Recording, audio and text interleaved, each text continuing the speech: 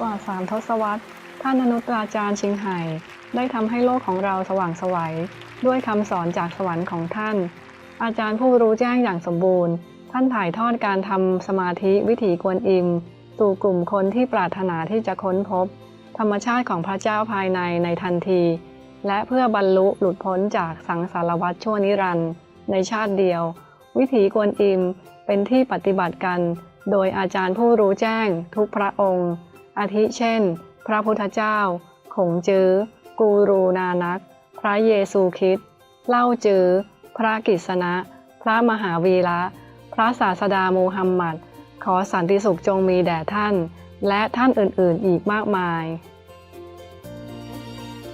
ท่านเน้นย้ำว่าถ้าเราจดจำพระเจ้าเสมอรับใช้ผู้อื่นอย่างไร้ตัวตนและทำตามกฎจักรวาลเราจะเข้าถึงศักยภาพสูงสุดของมนุษย์และจะเข้าใจจุดมุ่งหมายของเราบนโลกอย่างแท้จริงท่านอนุตตราจารย์ชิงไห่เป็นตัวอย่างพิเศษที่ยังคงอยู่ของความเมตตาท่านส่งความช่วยเหลือด้านวัตถุและการเงินและความรักอยู่เสมอให้กับผู้ลี้ภัยผู้ไร้บ้านเหยื่อภัยพิบัติทางธรรมชาติและงานบรรเทาทุกข์อื่นๆที่จำเป็นท่านอนุตตราจารย์ชิงไห่ได้ขอบคุณอย่างลึกซึ้งต่อพระเจ้าอันเป็นที่รักสำหรับความช่วยเหลือทางการเงินความสะดวกสบายและการสนับสนุนแก่ผู้ที่เดือดร้อนและจำเป็นและหรือเพื่อเหตุที่ดีใดๆมานานนับปีในฐานะเป็นเรือที่ต่ำต้อยสำหรับเฮียคำศัพท์เป็นกลางสำหรับ his her ความเมตตาและความรักต่อลูกๆที่มีค่าของพระองค์ท่านอนุตตราจารย์ชิงไห่ขอบคุณทุกท่านด้วยความเคารพบุคคลพิเศษองค์กรต่างๆบรรดาผู้นำและรัฐบาลต่างๆสำหรับความจริงใจทั้งหมดของท่านความรักการสนับสนุนอย่างต่อเนื่องขอให้สวรรค์อวยพรท่านตลอดชั่วนิรันดรพวกเราสมาชิกสมาคมอนุตตราจารย์ชิงไห่นานาชาติใคร่ขอขอบคุณยิ่งอย่างจริงใจสำหรับความมีน้ำใจของท่านขออวยพรให้ท่านได้รับสิ่งที่ดีที่สุดท่านอนุตตราจารย์ชิงไห่ได้รับการสนับสนุนและความรักจากองค์กรต่างๆสื่อรัฐบาลและบุคคลต่างๆเช่นเดียวกับรางวัลมากมายจากพวกเขาอาทิเช่นรางวัลสันติภาพกุซซี่ปี 2006 และได้รับการพิจารณาเข้ารับรางวัลโนเบลสาขาสันติภาพแห่งตะวันออกรางวัลผู้นำจิตวิญญาณโลกในปี 1994 รางวัลมหาวีในปี 2008 วันที่ 22 กุมภาพันธ์ และ 25 ตุลาคม ทั้ง2 วันถูกประกาศว่าเป็นวันอนุตตราจารย์ชิงไห่พลเมืองกิตติมศักดิ์ของสหรัฐอเมริกาและอื่นๆและได้รับเกียรติตลอดหลายปีที่ผ่านมาด้วยรางวัลอื่นๆมากมายและรางวัลสำหรับการกระทำที่ใจบุญมีมนุษยธรรมอันโดดเด่นของท่าน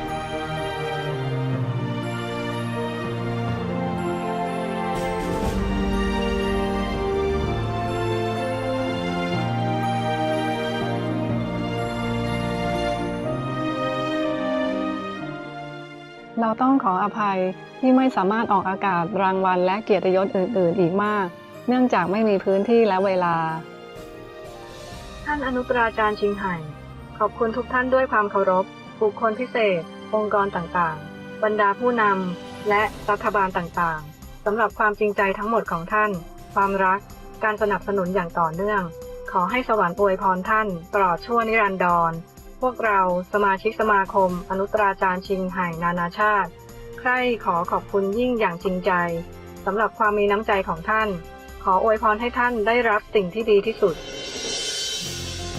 สิ่งที่แท้จริงสำหรับเพื่อนสัตว์ที่งดงามของเราท่านอนุตราจารย์ชิงไห่ส่งเสริมการทานอาหารจากพืชที่สงบสุขและเปลี่ยนด้วยรักและจินตนาการว่ามวลมนุษยชาติตื่นขึ้นรับรู้ถึงความศักดิ์สิทธิ์ของทุกชีวิตโลกทั้งโลกเป็นวีแกนที่สงบสุขและรุ่งโรจน์เป็นโลกที่สัตว์และคนใช้ชีวิตด้วยความปรองดองผาสุกการริเริ่มเพื่อเผยแผ่แนวทางวีแกนของท่านมีหลากหลายรวมถึงการแจกใบปลิวทางเลือกใหม่ในการดำรงชีวิตภัตตาคารอาหารวีแกนนานาชาติ Loving Heart บริษัทผลิตภัณฑ์อาหารวีแกนผลิตภัณฑ์ขนสัตว์วีแกนโทรทัศน์ Supreme Master และการพูดคุยกับรัฐบาลและผู้นำสื่อที่มีอิทธิพลอยู่เป็นประจำและการเข้าร่วมการประชุมที่มีถ่ายทอดทางโทรทัศน์เรื่องอากาศเปลี่ยนแปลงและอื่นๆไม่ว่าเราจะรับรู้มันหรือไม่ความพยายามของท่านมีอิทธิพลอย่างมากต่อความตื่นตัวทั่วโลกเกี่ยวกับวิถีชีวิตที่เป็นมิตรกับสัตว์และหนทางแห่งเมตตานี้สามารถนำสันติสุขถาวรมาสู่ประเทศต่างๆในขณะที่ปกป้องโลกของเราจากการเปลี่ยนแปลงภูมิอากาศและภัยพิบัติท่านอนุตราจารย์ชิงไห่ได้เดินทางทั่วโลกนานหลายปีตั้งแต่ทวีปอเมริกาถึงแอฟริกาจากยุโรปถึงโอเชียเนียและจัดปาฐกถาหลายร้อยครั้งกับสาธารณชนและลูกศิษย์ของท่านในหัวข้อทางจิตวิญญาณต่างๆหลากหลายหัวข้อวันนี้เราได้รับพระพรที่จะนำเสนอการบรรยายธรรมที่ลึกซึ้งเรื่องหนึ่งชื่อว่าพระสูรางคามสูตรสภาวะถูกครอบงำของสังขารขันธ์ตอนที่1ของ8ตอนในระหว่างอาจารย์และลูกศิษย์ให้ไว้ในภาษาอังกฤษในวันที่28ธันวาคม2018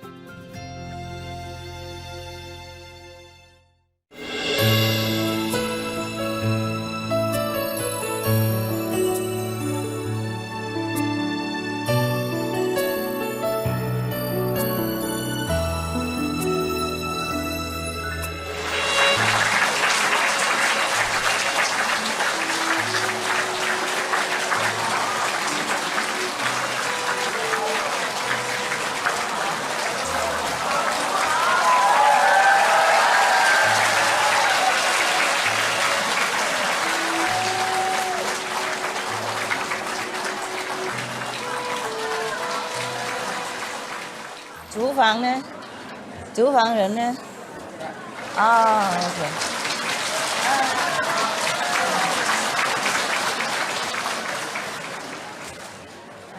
你带过去厨房人？是。举手厨房，厨房举 OK， 要给他们的，给他们，还有给他们。OK， 谢谢大家哈。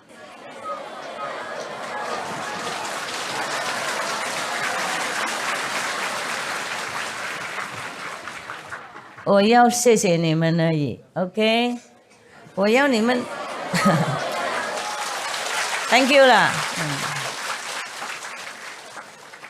我本来要你们坐最前面那里嘛，我一进来就马上就自己丢给你们，放给你们，好玩嘛。然后他们说你们在这里，我认为在前面，结果也是在后面，对不起了啊。好，没关系。我心还是一样感恩大家主访人员 ，OK 哈 ，Thank you。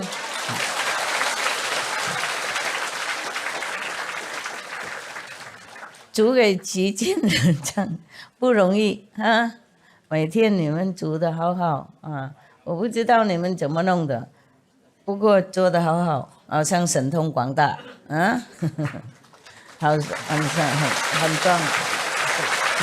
Thank you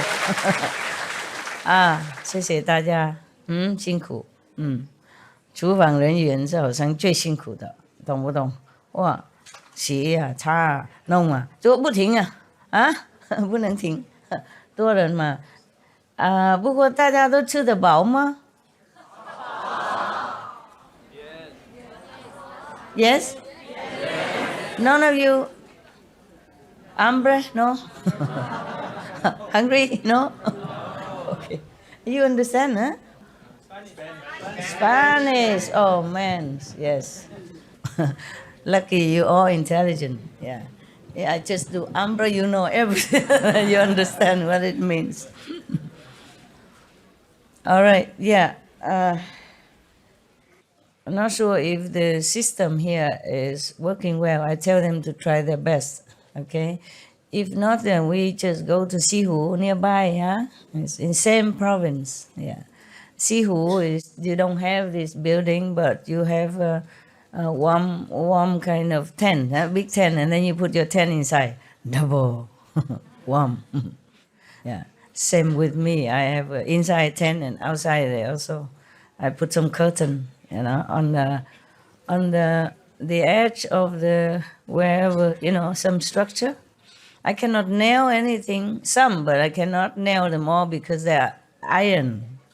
So what I do, I open a little door, and then I knot the how you say, the string. I knot it too big, and then I shut the door so and lock it. So the string from this side of the door, also the same side and the other door, and they hold it.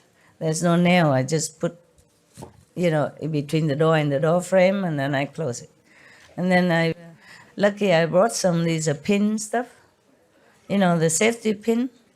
I brought a lot of things, even my hammer, my screwdriver, my plier, and some nails, some hook. It just don't work here.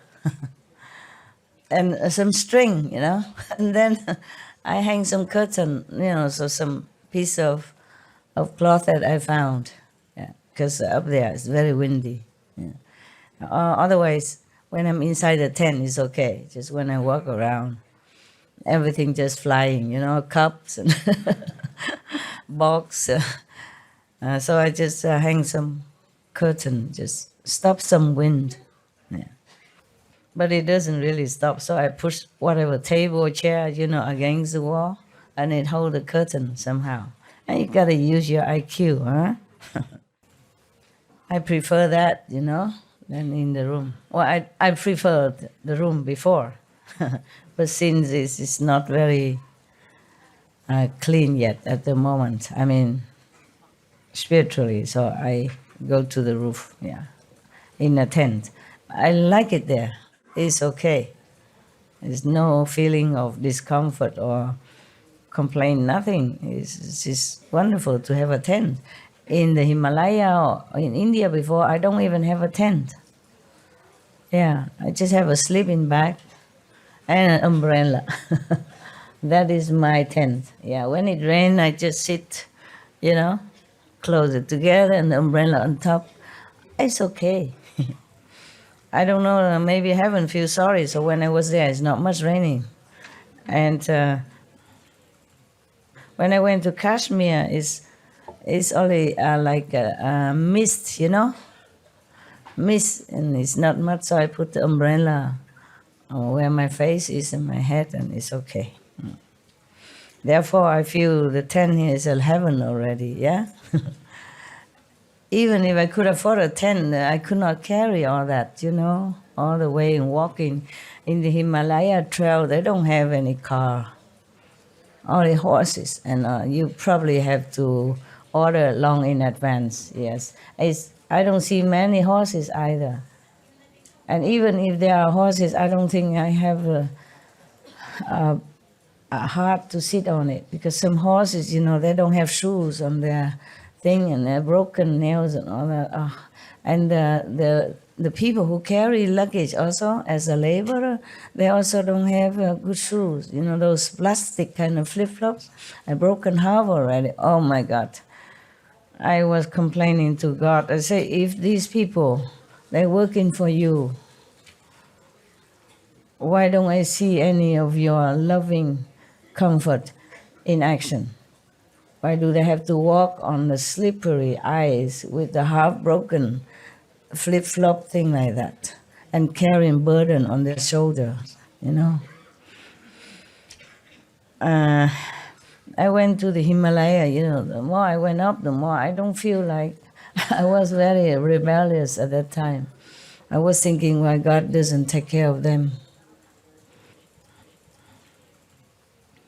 Just like you, yeah? Everything we blame God. We forgot the karma, yes.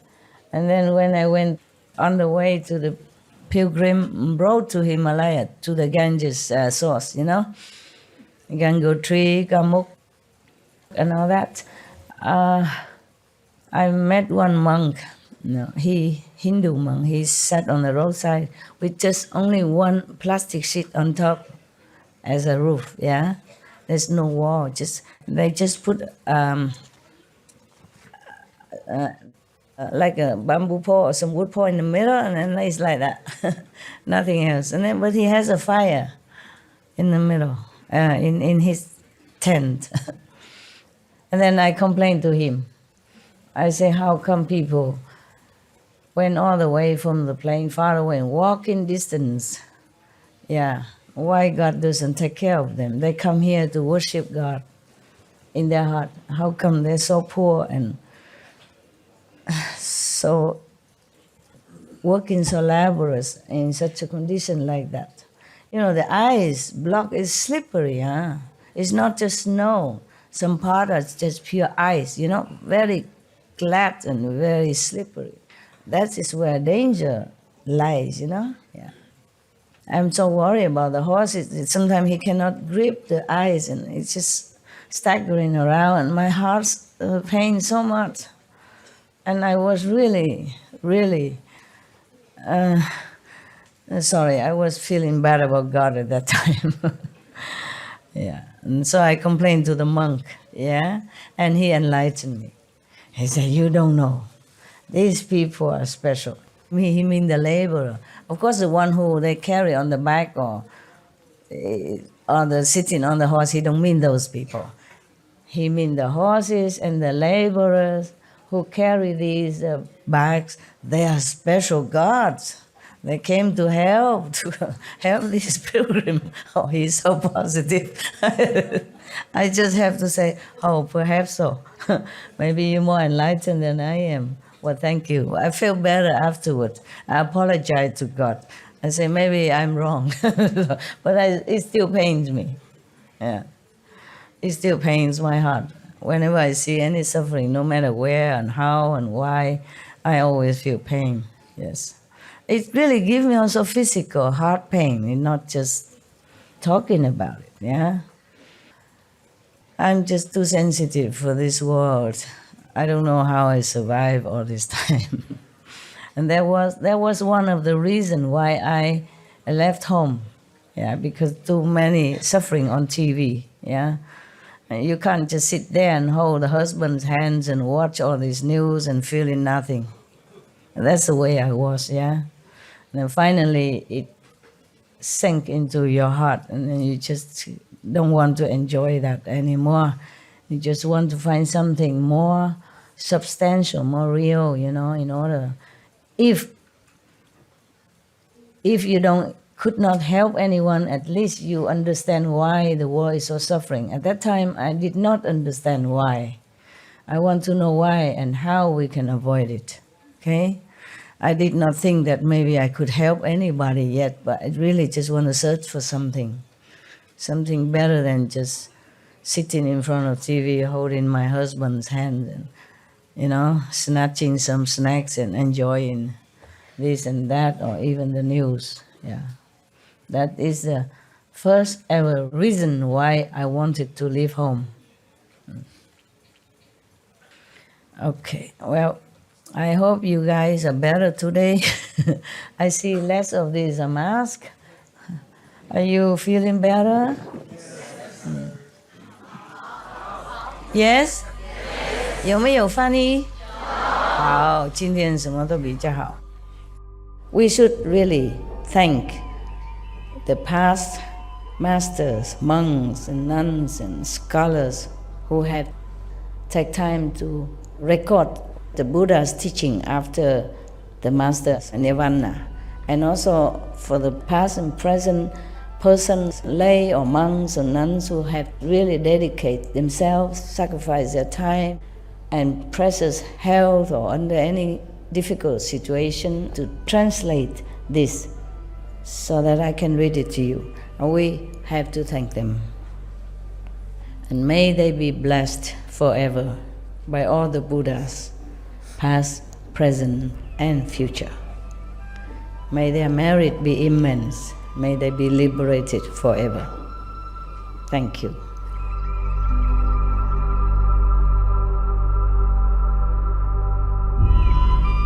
According to Buddhism and the believer and the tradition, when you read sutra and all that, you have to put on incense, flower, and bow to the sutra first and thank all the Buddhas and Bodhisattva in 10 directions, all respectfully, before you read it, okay? And then you cover the sutra also with silk or, beautiful cloth, and I just make it more popular. Yeah, more easy, simple.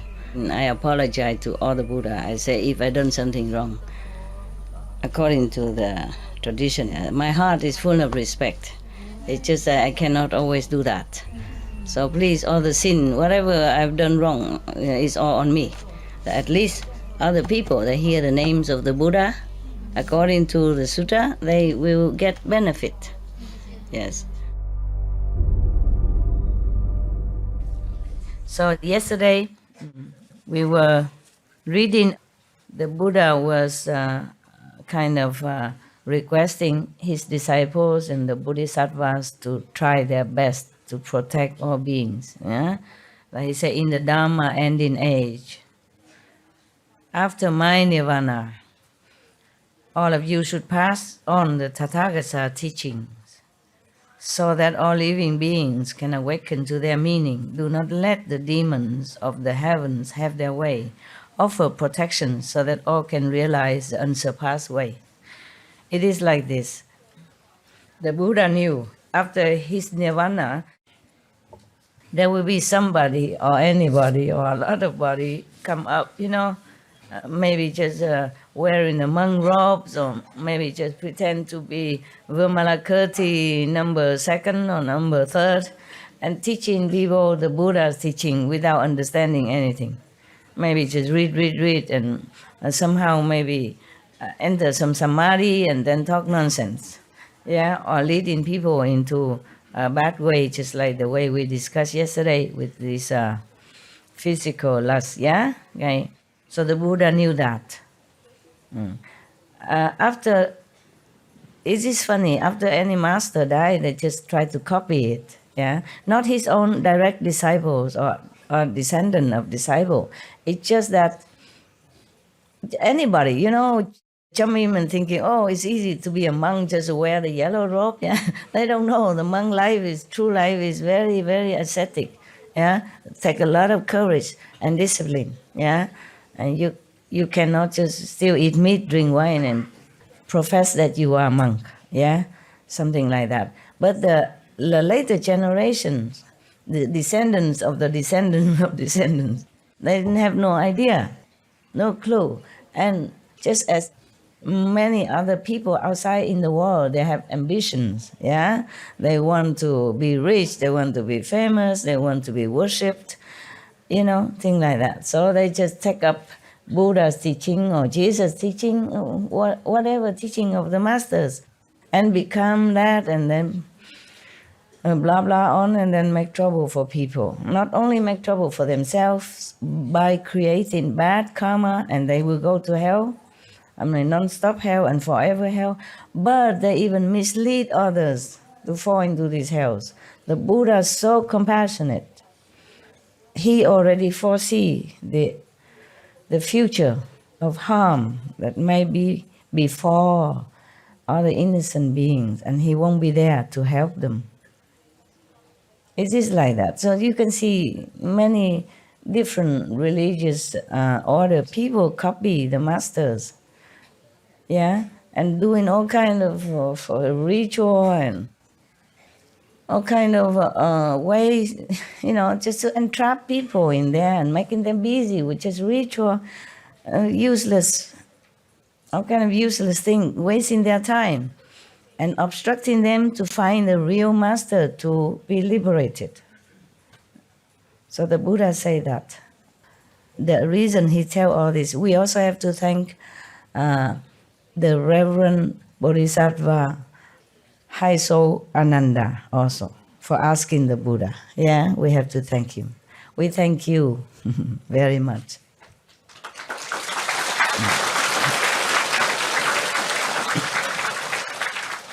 Many things the Buddha taught because Ananda asked. Yeah. So he has a great compassion also. Yes. If Ananda did not ask, we would not have all this. Maybe Buddha did not think about it. Yeah. And if Ananda did not ask on behalf of the mothers of Buddha, then we would not have any nuns, Buddhist nuns nowadays. Yeah? Okay. Who knows, maybe one of the Buddha's nuns have become enlightened and continue teaching, a lot of other people there after Buddha's Nirvana or during Buddha Nirvana. Yeah, there were some nuns who were very enlightened and have helped some of other who come afterward to be enlightened as well. If there was not that nun who explained all her own life and her experience to the newcomer, there wouldn't be so many other nuns who come and practice and know the Buddha's way. So it's very good. So Ananda is very great, great Bodhisattva, even though he played his humble role as a Buddha, and not know too much assistant, but he truly possessed the great love of the Bodhisattva, of a great saint. You should know, Buddha or Bodhisattva don't always appear great or sitting on a high chair to talk to people. They do many different ways to lead different sentient beings. Even the Buddha say you have to be even a butcher and prostitute so that you can do the same like them so that you can befriend them, then you can tell them. Yeah, maybe visibly, maybe invisibly. Huh? Oh my God. There's no end to what the Bodhisattva and the Buddha is doing. And then the sentient beings is still so blind and groveling in darkness. Isn't that frustrating? All because of Maya. Maya. It's too much test to pass. And not many can pass. That is a problem. If you can pass, okay, but look like, so difficult. Some people meditate by themselves or enlighten themselves and they become particular Buddha, they enlighten alone by themselves. But that was because they have past life seed of enlightenment already. But some people, anyone just jump in and meditate and read in the Buddha Sutra and proclaim that he is already a saint. And this is a thing very, very dangerous to many people. Not just to himself, but to many people. So be careful what you say, huh? Okay. Don't tell me anymore that you're 7, 6, 8 level and all that nonsense. All I hope is that you liberated. Listen to me and don't do anything wrong so that I can fish you up quick. That's all I hope for, really. I don't expect any of you become anything big. If you can, wow, I'll be very proud and happy, but I don't dare to expect a lot, okay? Just meditate, be good.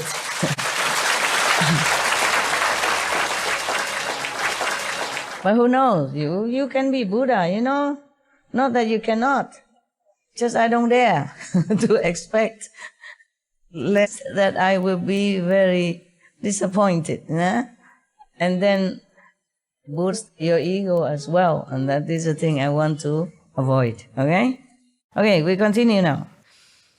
Ananda, when the good person who is cultivating samadhi has put an end to the feeling skandha, I mean he knows already the emotion or this mental desire or ambition could cause trouble and make you see many things, feel many things. So he already stamped an end on it already, mean he's higher level already. He stopped listening or seeing all this kind of nonsensical which arise from our senses, and the mental or psychic, everything. Then, although he has not achieved, still not achieved freedom, you know how many stages already we passed through, 16, 15 already, but he still not achieved freedom from outflows, mean he has not completely been 100% pure. His mind can leave his body the way a bird escapes from a cage, even though he has not been liberated. From within his ordinary body, he already has the potential for ascending through the Bodhisattva's 60 levels of sagehood. Wow. He attains the body produced by intent. Ananda, when the good person who is cultivating samadhi has put an end to the feeling skandha, even though he has not achieved freedom from outflows, mean he still has defects, mistakes. But his mind can leave his body the way a bird escapes from a cage, meaning he can always go in samadhi and leave his body. From within his ordinary body, he already has the potential for ascending through the Bodhisattva's 60 levels of sagehood. He attains the, quote, body produced by intent, end quote, and can roam freely without obstructions. This is like someone talking in his sleep, although he does not know he is doing it. His words are clear, and his voice and inflection are all in order. So those who are awake can understand what he is saying. This is the region of the thinking skandha. He left the feeling skandha region and the form skandha region, but he entered another skandha region. It's called thinking skandha. Okay, continue. If he puts an end to his steering thoughts and rids himself of superfluous thinking, it is as if he has purged defilement from the enlightened, understanding mind. Then he is perfectly clear about the births and deaths of all categories of beings from beginning to end. This is the end of the thinking skandha. He can then transcend the turbidity of afflictions, contemplating the cause of the thinking skandha. One sees that interconnected false thoughts are its source. He will know that now.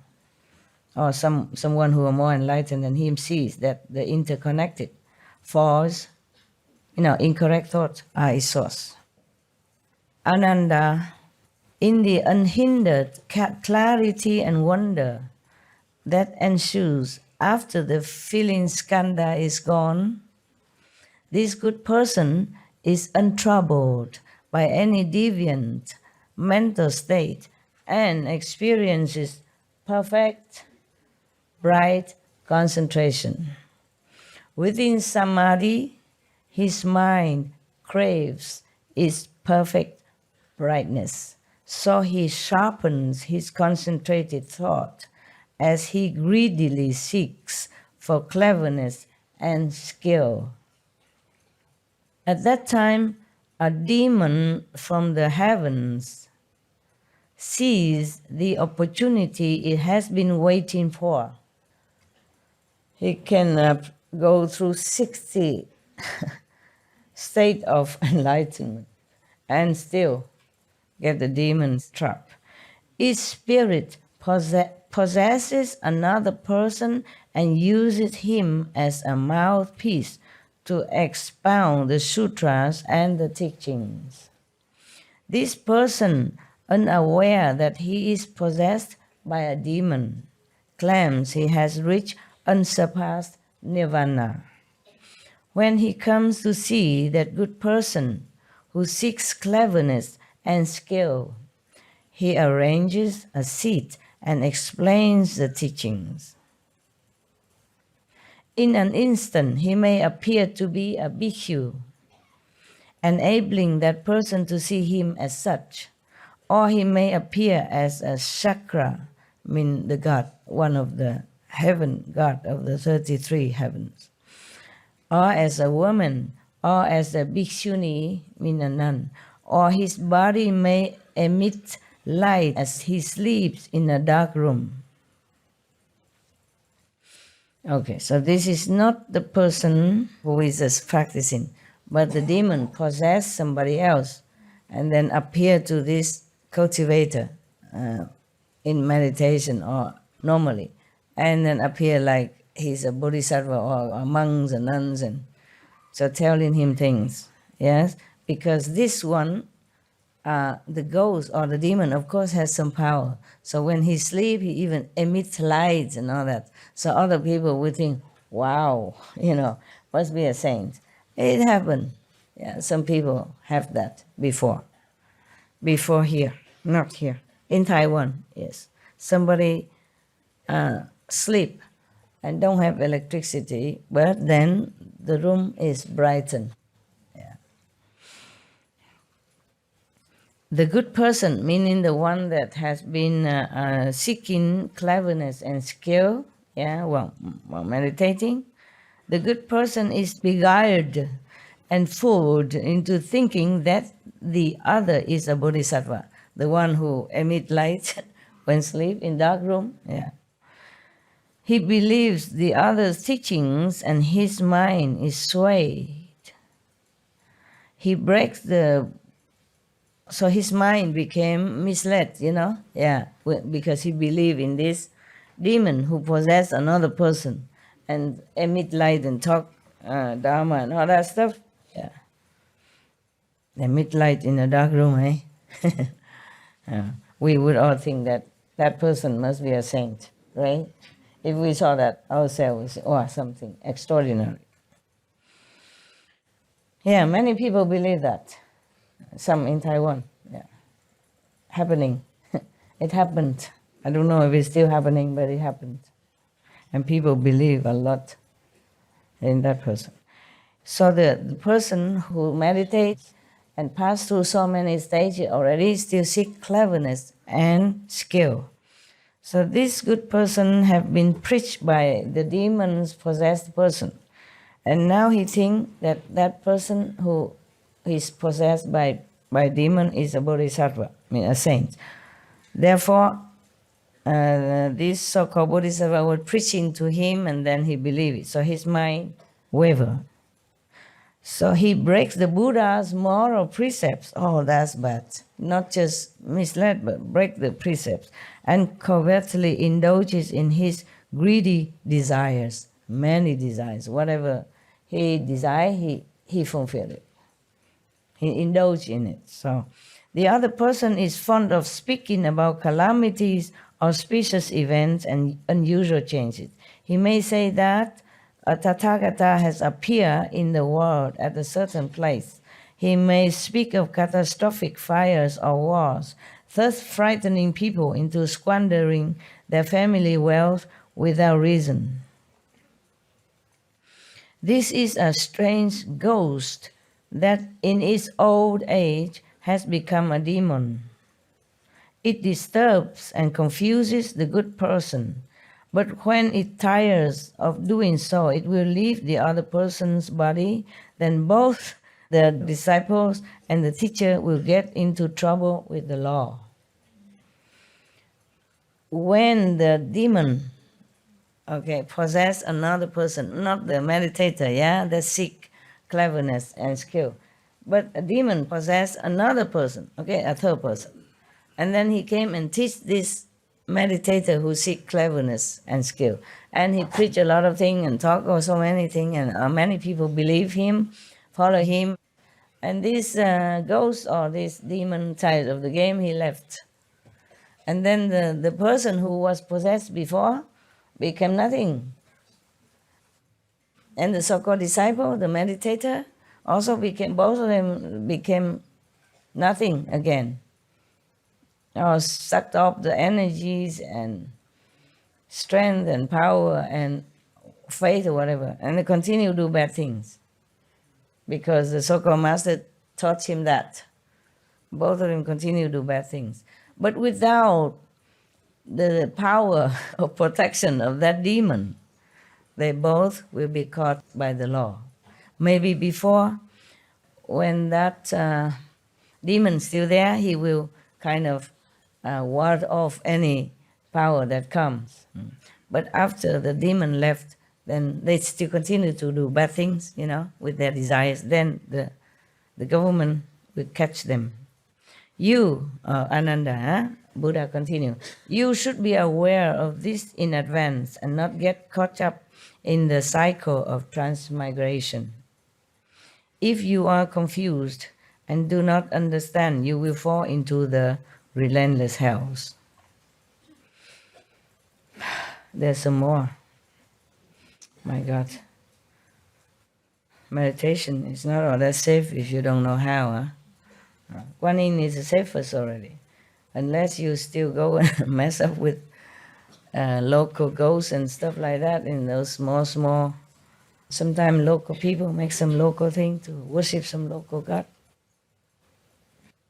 And if you come worship them, sometimes they possess you if they like you. And then if you seek other higher dimension by another master, they will make you trouble. Like the one who asked yesterday. In case you have that trouble, in case you have come and worship some lower god, some deity somewhere, and they possess you, then just say that I'm a disciple of Supreme Master Ching Hai. If you leave me alone, she might be able to help you to elevate your status. If you continue to harm me, then even if I'm harmed, you will not be any good. Yeah? So you leave me alone and I practice, I can share some of the merit with you. And I might pray to my master to help you, okay? Then they will stop giving you headaches. Do not despise them or anything. Just say thank you for helping me all this time, or being with me somehow. Help me in any small way, but I want to study with Master Ching Hai. Yeah? Just leave me alone and you'll be benefited. Better than harming me. So further, Ananda, the Buddha say, in the unhindered clarity and wonder that ensues after the feeling skandha is gone, this good person is untroubled by any deviant mental state and experiences perfect, bright concentration. Within samadhi, his mind craves to roam about, so he lets his subtle thoughts fly out as he greedily seeks for adventure. Still have ambition, still have not stopped. At that time, a demon from the heavens sees the opportunity it has been waiting for. Its spirit possesses another person and uses him as a mouthpiece to expound the sutras and explain the teachings. Of course, he cannot explain well. It's just because somebody don't understand, don't know. So whatever, stalking will do. The evidence abounds. Yeah, you can see everywhere people go and preach and talk, repeat the sutra, repeating the Bibles or any others of past master teachings. Even though they don't understand or they just explain nonsense, a lot of people come and follow, offering all kind of possession, money, and worshiping them. You can see it, all over the world. Jesus also warned us that beware of the wolf in the lamb's clothing. So the person who has been possessed, of course he doesn't know. Huh? He's been blindfolded and seduced or bewitched by the power of the demon from heavens. From heavens, mind you, very powerful, okay? Not just a normal demon from your local little memorial place outside in the corner of the street. No, from heavens. So imagine how powerful he can be. At least more powerful than us, the human, in the human bodies, understand? But if you are straightforward, you keep the moral precept, at least the 5 precepts only, that's good enough. No one can touch you. No one can touch you, and don't worship anyone except God. Even if you don't find any master, if you don't believe me, just worship God only. God Almighty only, okay? Or Buddha, truly Buddha in your heart. You just ask for the true Buddha, worship, maybe Shakyamuni Buddha, Amitabha Buddha, or God Almighty, or Jesus in your heart. You hold on to that, okay? If you ever doubt me or got out of here or got out of my circle, believe in God, believe in Buddha. Don't go worship any lower God. Or even gods from heaven, yeah? They might mislead you and you'll be in trouble. Rather, don't have any master or any spirit or anything, okay? Just worship God until you're clear whom you want to follow, okay? Whom is the one worthy of your trust, okay? Rather have no one. Otherwise, you'll be misled and then it's too late, Too late to turn around. Your life is precious, I tell you. If you lose this life, you never know when you get it again. You never know when you can find master again, true master. Many masters are enlightened, but what degree? Some are just 3rd degree or 4 level, yeah? 4 is not bad already. Mostly just 3rd. They are enlightened. Not yet not, but not enough. Okay, not enough to liberate you. Some of my former teachers, I had to have them to bring them to the higher level, at least to the 4th level. Maybe cannot bring to the 5th immediately, but the 4th, they are liberated. Because I also thank them for helping me, for loving me, for doing their best. Whatever they know, they teach me. Maybe they only know that much, but they taught me with all their best. At least they don't lead me astray somewhere, okay? Go and worship demon or some magical things, yeah? Yeah, at least. All right, so now, remember, God, Buddhas, Bodhisattvas, saintly, enlightened beings are everywhere, everywhere. What I mean is everywhere, wherever you are. Their essence, their souls, their spirit, always everywhere. And if you sincerely pray, they will help you. If you don't have any master, sincerely pray, mend your way, be vegan, keep the good moral conduct as you know it, from the church or from the Buddhist temple, from the Buddhas or from other religious precepts. If you don't believe me for any reason, be a good person, keep the precepts, worship God and Buddhas. No lower God, no lower spirit or anything like that. They could harm you and then you can't get out. You can't get out of their clutch. And then even later, if you go find a master again, they make trouble for you. Yeah, they can. Because you were connected with them already and you worship them. And they control you already. And now you want to leave them? Oh, not that easy. I'll show you who is powerful. In the human body, you are helpless. You're helpless. So just hang on to the pure teaching. That's why when the 10th Guru of the Sikh died, he said, just trust the Granth Sahib, the teaching of the past Sikh master, because it's pure, at least. It won't lead you astray. Yeah, if you don't find any master, worship that. Because at that time, he didn't see any master that on the planet. Or maybe he could not see. Maybe the master has not appeared as a master. Maybe just born or maybe just ready, but not officially, yeah? So he say, worship the Granth Sahib. But that is for the direct descendants, okay? Direct disciples. And maybe descendants of the disciple, but not after that, huh? After that, you must find a master. The same reason why you found the 10 guru, Sikh guru or the Guru Ramdas or Guru Nanak in the first place. The same reason. You found this master, the same reason you continue to have to find another master, not rely on only teaching. But if you cannot find, then have to rely on the precept and the teaching, okay? Yeah. So continue, huh?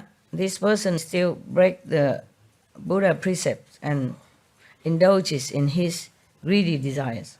The other person, meaning the one possessed, is fond of saying that Buddhas are appearing in the world.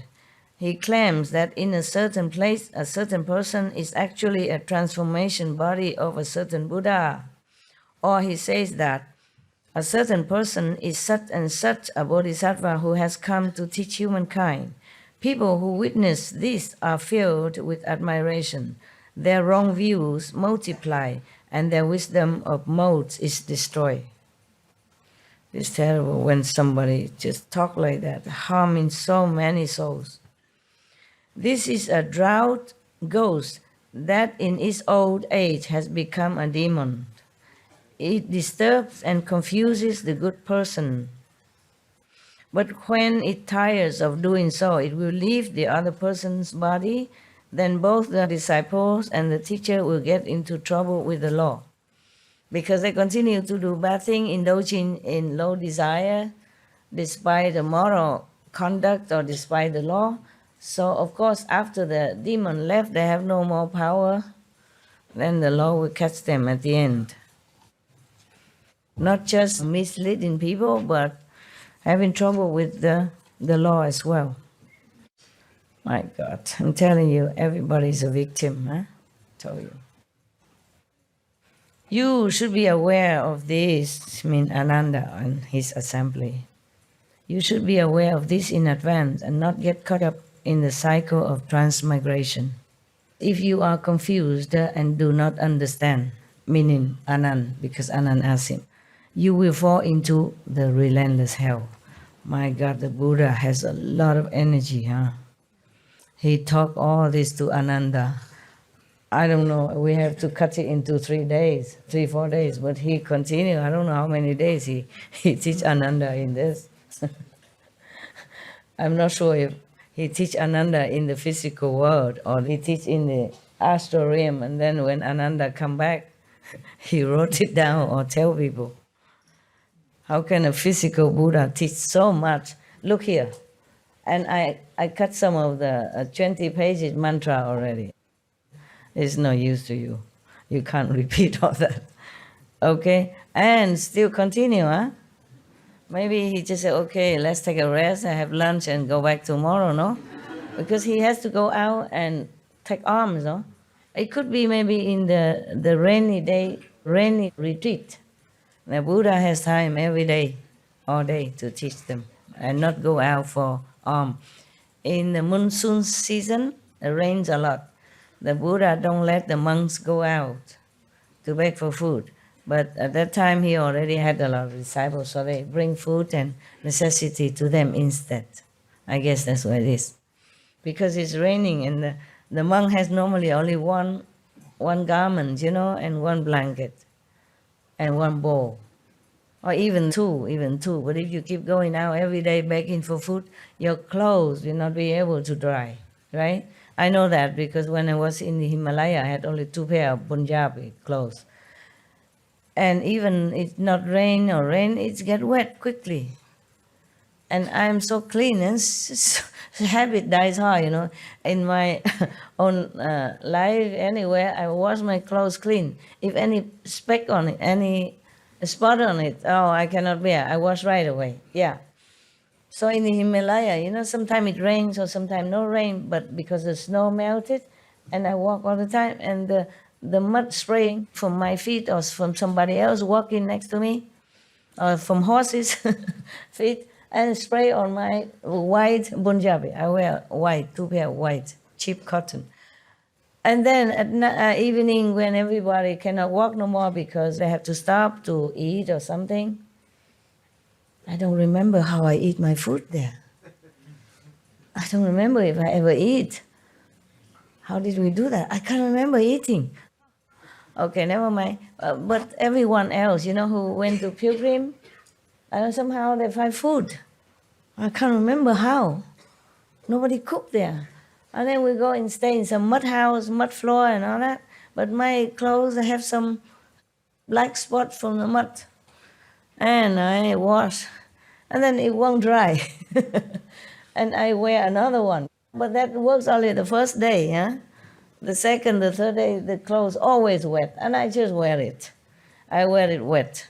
It's not like dripping because I hang behind the fire. The fire they pay for, I didn't pay, so I hang behind people. And it somehow not dripping wet. It's just still wet. And I just wear it. And after you walk for a while, it just dry by itself. Yeah. Maybe that's why the Indian wanted to marry me. He think I'm some sort of big shot, magical power, tough, superwoman or something. I wasn't. I was just blind. Blind from anything around me, except want to know the truth. Blind, really blind, and my mind blank, I think. Yeah. In Germany, if you're a wife of a doctor, you're somebody, not too bad. And left that kind of life and walking alone like that. Huh? 2 pair of clothes and wearing wet and then dry it by no time. So they think maybe I have too much heat even. Like the solar plexus heat that can dry the body. The Himalaya monks or yogis, they can do that. They dry their clothes with the heat of their body.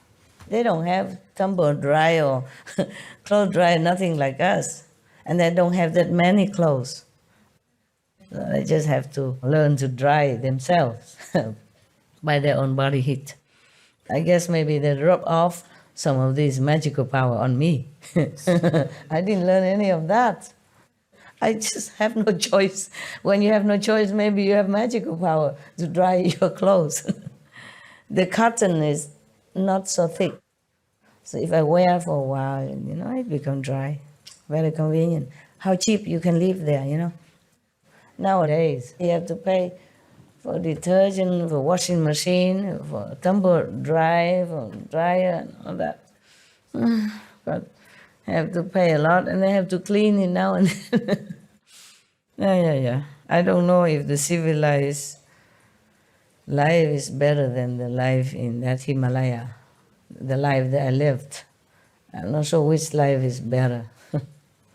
I don't know which life is more comfortable, more convenient. But it's not like all that romantic.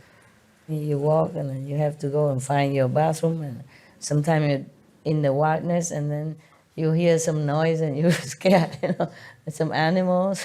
Yeah. And also sometimes you can't find food. Yeah, and now I remember one time. The only one time I remember food is that time, because I went into a small store, so many pilgrims, and he has only half of the bucket of the flour, the flour that they make chapati. And I can get only one chapati. And that's already lucky. People who come behind, they say only the empty bucket, no more. Just a small little boy from somewhere village, he has only half a bucket of chapati flour. It tastes like heaven. Oh my God, I never remember anywhere tastes so good like that. I just remember the coming down from the Himalaya, I got that. Anywhere else, I don't remember how I got food. I don't remember if I ate. I cannot really remember. Just that time, only one, because it tastes so good. And then I asked for some more, I don't have more. Tastes so good. So it's not like you take a stick, like master, and a sleeping bag, 2 pair of Punjabi, and then you walk there, and maybe somebody wants to marry you and that stuff. It's not like that, okay? The road is very difficult to walk sometimes. And if you're not careful, you fell down and die, okay? because it's very stiff. Some places high mountain, and down there is a river or the ravine, something, you can die anytime. And also because the ice is very slippery, yeah?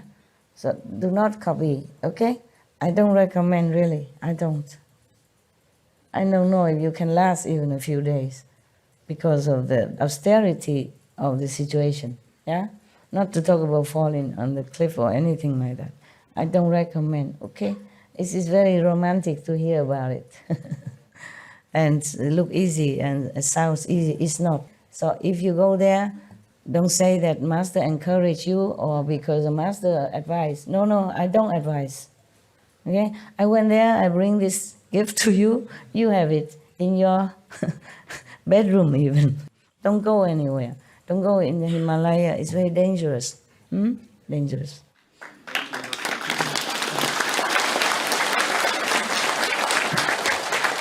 If you don't believe me, you ask this Indian brother if all the Indian think is a dangerous place or not. You tell them, brother. You tell them. That is the reason I took the shortcut. A shortcut, okay. Yeah. You tell them detail about the Indian, how do they think if You go. don't know where you're going and you don't know which guru to follow, you don't know which guru to find, and there is no road, nothing. So every day it snows and the road is covered, and so I'm still surprised at how the little master came back safely. Yeah, I'm surprised too, now that I know about it. I did not really know. I mean, I heard about it, but when you hear, it is like, okay, a novel story, you know? It's just like when you watch something on TV, you did not think anything much. But when you do it, it's different, okay? Even if you find a master, everybody looks like really enlightened, but you cannot figure out the difference. It's true. Many so-called monks or other masters just come tell me, I am the guru. I will teach you this, I will teach you that. It's true. And after I stay with them a few days, I know it's not what I want. Yeah, I also don't know how I went back here. It's not only finding the master, but the road and all that, very difficult. Yeah, every comfort that you think you might have because you have money is wrong. Even you have a lot of gold or money with you, you can't even buy food there. You can't find a hotel or anything like that. As your brother said, there's no road. You don't even know which road, and then the roads are all covered with snow and with ice. Please don't go, eh? Please don't. Master, did you go to the Manas Sarovar? They say angels come and... I went also many places. I can't remember much. Mansarova is a lake, right? It's where you bathe and you have immortality. Yeah? It's Heaven's Lake, and in the night, and angels come down. And Did you go there? no, I cannot dare. Why not? It's very dangerous and risky, and probably when I'm old, just to see, I'll hire a helicopter and go. If you have helicopter. Helicopter probably is the best solution, so you don't have to walk on dangerous road or slippery road. But helicopter is not always safe in the weather in the Himalayas. Sometimes it changes so quick. Earlier, we used to have all those ideas to go and see places. Now you don't have to go anywhere, and master is there, so that's enough. It's not much that you can search there. Okay, it's very good. Yeah, for good memory, for encouraging people to practice, and it's also good if you want to see it for your satisfaction. But there's not much you can derive from it. Very dangerous. Okay, dangerous. Do they have tiger in the Himalaya? No. Bears? Yeah, bears are. Yeah. Big. Oh, whoever the biggest in here, they're bigger than you. Yeah. And if they roar, your soul leave the body without meditation. No need master. They just roar and come to you, and then your soul just leave automatically, you know? Easy. Especially when you go out in the wild looking for a private place to do your business. Oh, man. Yeah, it's not all that romantic, okay? Okay, now the person is in good state of samadhi, but he is still greedy. It's not about greed, but maybe too anxious, too fanatically want to seek union, the spiritual oneness, yeah? And so he clarifies his concentrated thought as he greedily seeks for union with God or the divine or whatever. That even still not good. You just let things take its course is better than pushing it. Huh?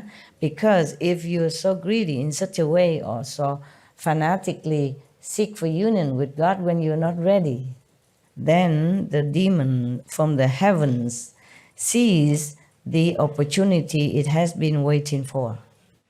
Its spirits possess another person and use him as mouthpiece to come to you and explaining, you follow me, you will go union with God, etc., etc. Same like if any master would tell you.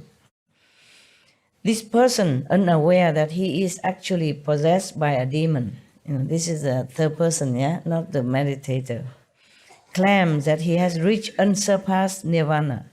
When he comes to see that good person who seeks union, he arranges a seat and explains the teaching to him.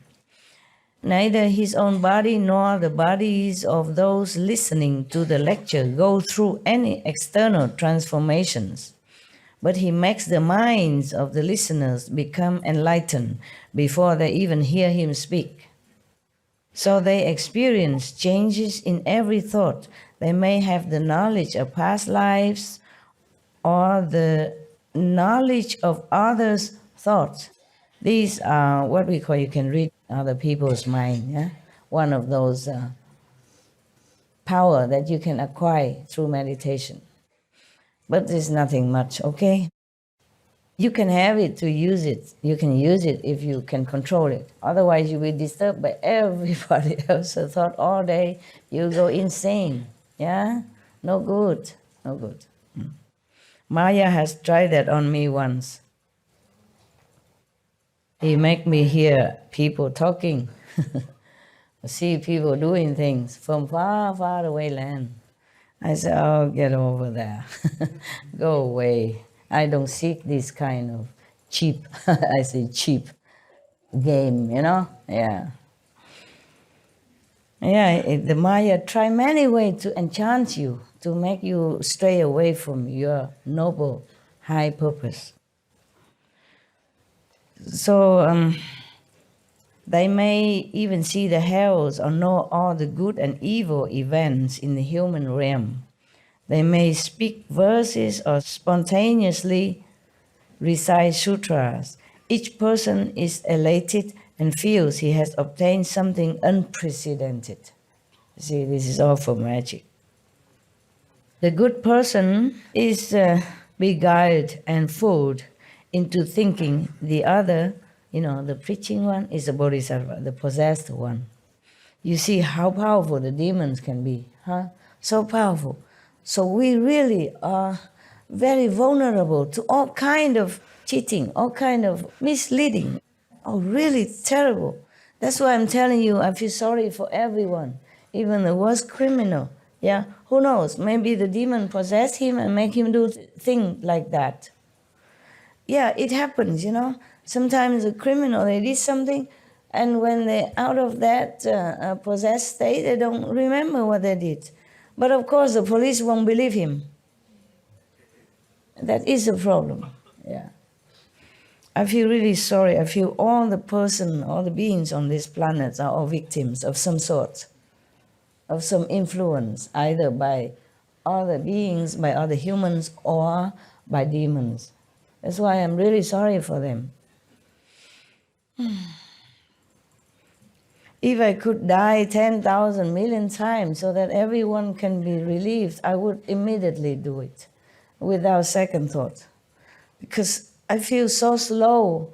Whatever master come and go, the beings are still suffering in darkness. There's no way that can make everyone liberated out of the Maya influence. And they suffer so much, life after life. So, because he believed that the possessed person who preached to him is a bodhisattva, so his thoughts become entangled in lust. Yeah, he say love here, but it's not what we mean by love. In that kind of physical attachment and lust. So he breaks the Buddha's moral precepts. That's why I say lust, I don't say love, because if you have love in your heart for other beings, for other suffering people, then you won't break the Buddha's precepts, yeah? And you don't covertly indulge in your greedy desires, as the Buddha described here of the meditator who went astray. But my God, is not his fault. He just have false thinking, false concept for a moment or two, or maybe even constantly. But he did not intend to harm anyone, and the demon still can possess him. It depends on how you. It's not like, okay, you want to become Buddha or you want to be one with God, then all the demons will come make trouble for you. It's not like that. It depends on why you want it, how you want it. Otherwise, the Buddha also wanted to become Buddha. But the demon also came to him and he told them, get lost. Just like Jesus meditate in the desert, demon also come to him and offer him the whole world. And he said, get behind me, go away. So imagine, Imagine normal people, how much would they be like seduced into doing wrong thing or in the wrong concept? That's why I told you I feel sorry for everyone. It's all victims. Once you came to this physical world, you are vulnerable to all kinds of attacks, all kinds. Not just physical, mental, psychic, emotional, but even spiritual attack. So he is fond of saying, same to other ghosts before him. The possessed person is fond of saying that there are greater Buddhas and lesser Buddhas, earlier Buddhas and later Buddhas, that among them are true Buddhas and false Buddhas, male Buddhas and female Buddhas, and no such thing as male and female Buddhas. Unless the Buddha descend into this physical world, there's nothing as female and male in the Buddha's realm. And that the same is true of bodhisattvas. When people witness this, their initial resolve is washed away and they easily get carried away with their wrong understanding. Meaning, when people come to this ghost possessed person, they came with good intention, pure desire to know God, to know the Buddha, yeah. But then after they hear him talk, even though he talk about Buddhas and all that, but he diluted their resolve, their pure intention in the beginning. So instead of encourage them, the listeners, followers, to continue with their noble resolve when they start, their preaching, so-called preaching of the Buddhas and all that, have the opposite effect. This is a problem, you see? So at least you can know the wrong from the right, If somebody preaches to you, and you certainly feel like, oh, I don't care about precept, or there are better Buddha somewhere, in heaven, I should seek for that instead of worrying about Shakyamuni Buddha or Guanyin Bodhisattva, etc., or God. So instead of making the people have more firm belief in their belief, like believe in God, believe in Jesus, believe in Buddha, they just dilute their belief and make them feel more confused, thinking the Buddha is not too good, Jesus is nothing, etc., etc., and they lost their faith, okay? So that means this is a fake master, in any case. If they make you doubt God or the past great masters, then no good, okay? No good. This is a male ghost that in its old age has become demon. It disturbs and confuses the good person, but when it tires of doing so, it will leave the other person's body, then both the disciples and teacher will get into trouble with the law. It's similar to the above cases. You should be aware of this, Ananda and other monks, should be aware of this in advance and not get caught up in the cycle of transmigration.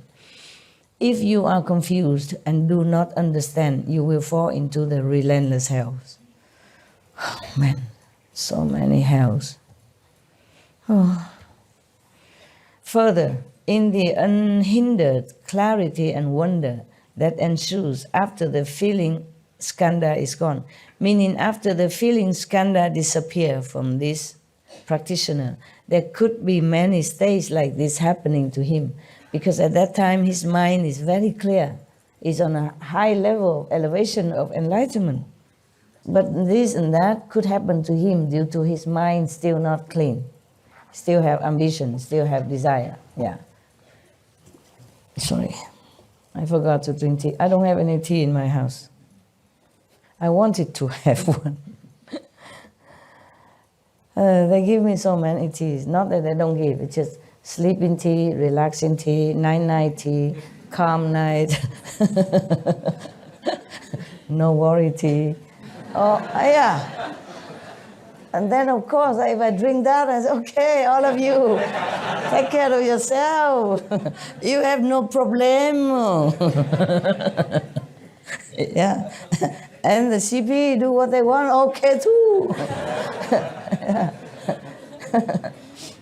Yeah.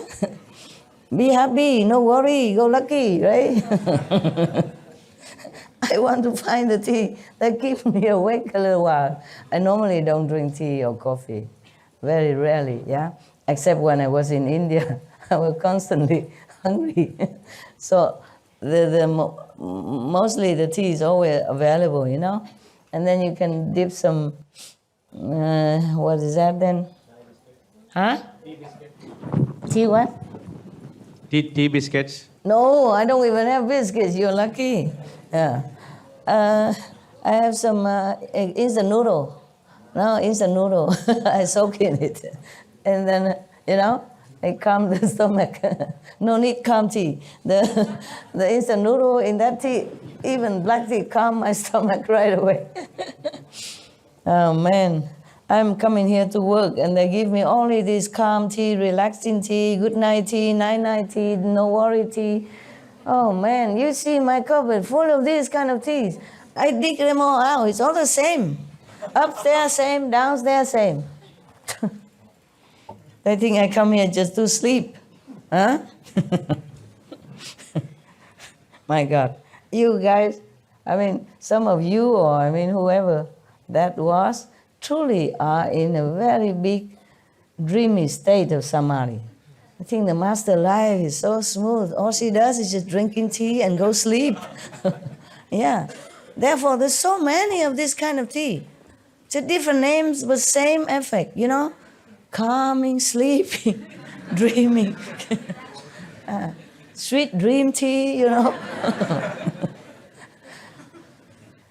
You really had no idea how I have to work, do you? Wake up, please. Uh-huh.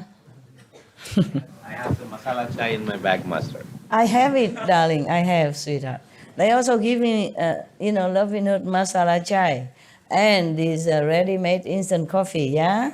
With milk and all that. But it's too sweet. For me, I can't take it. Too much sweet, sometimes it gives you heart acid, heartburn or something. I drink that, and if I eat something that is not compatible with it, I had not too many choices, they cook for me. Here, I have no choice. And then I might have heart problem. Normally, I don't like sweet too much, except when I was in India because I was so hungry. When I finish working, I come out, no food left, only a lot of dishes, and I start washing. That also calm your hunger. You forget, for a while. And then in India, I always crave for sweet. Oh, would be lovely to have some of these, sweeter than sweet, the Indian sweet. Because the weather is hot. Yeah, oh, so many. Indian sweet is sweetest in the whole world. Sweeter than sugar, sweeter than sweet, yeah. Very sweet. And normally I don't like it. In India, I long to have some. Don't have. If we order them, they'll ship it in 24 hours, master. I know. Thank you, my love. You were not there. Yeah. I were nobody. Even you were there, you won't find me anywhere. I'm just one of the crowd. yeah, who works for the master of that ashram but has no pay, no food. even work for food is not the norm there. They forgot me.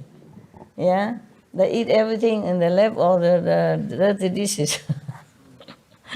And one time, I went into the kitchen, because I saw the dishes from outside, from the door. I went in to try to wash the dishes, mountains. All the disciples ate and followed the master, the guru. And I am left alone, I just finished office work. I go out, see the dishes. I went in the kitchen to work. And then after some time, I saw the master coming. He probably saw me come in the kitchen. Why long time I did not come out? What am I doing in there? There's nothing in there to eat. Not even raw food, raw potato, raw flour, nothing. After they cooked, they moved it out.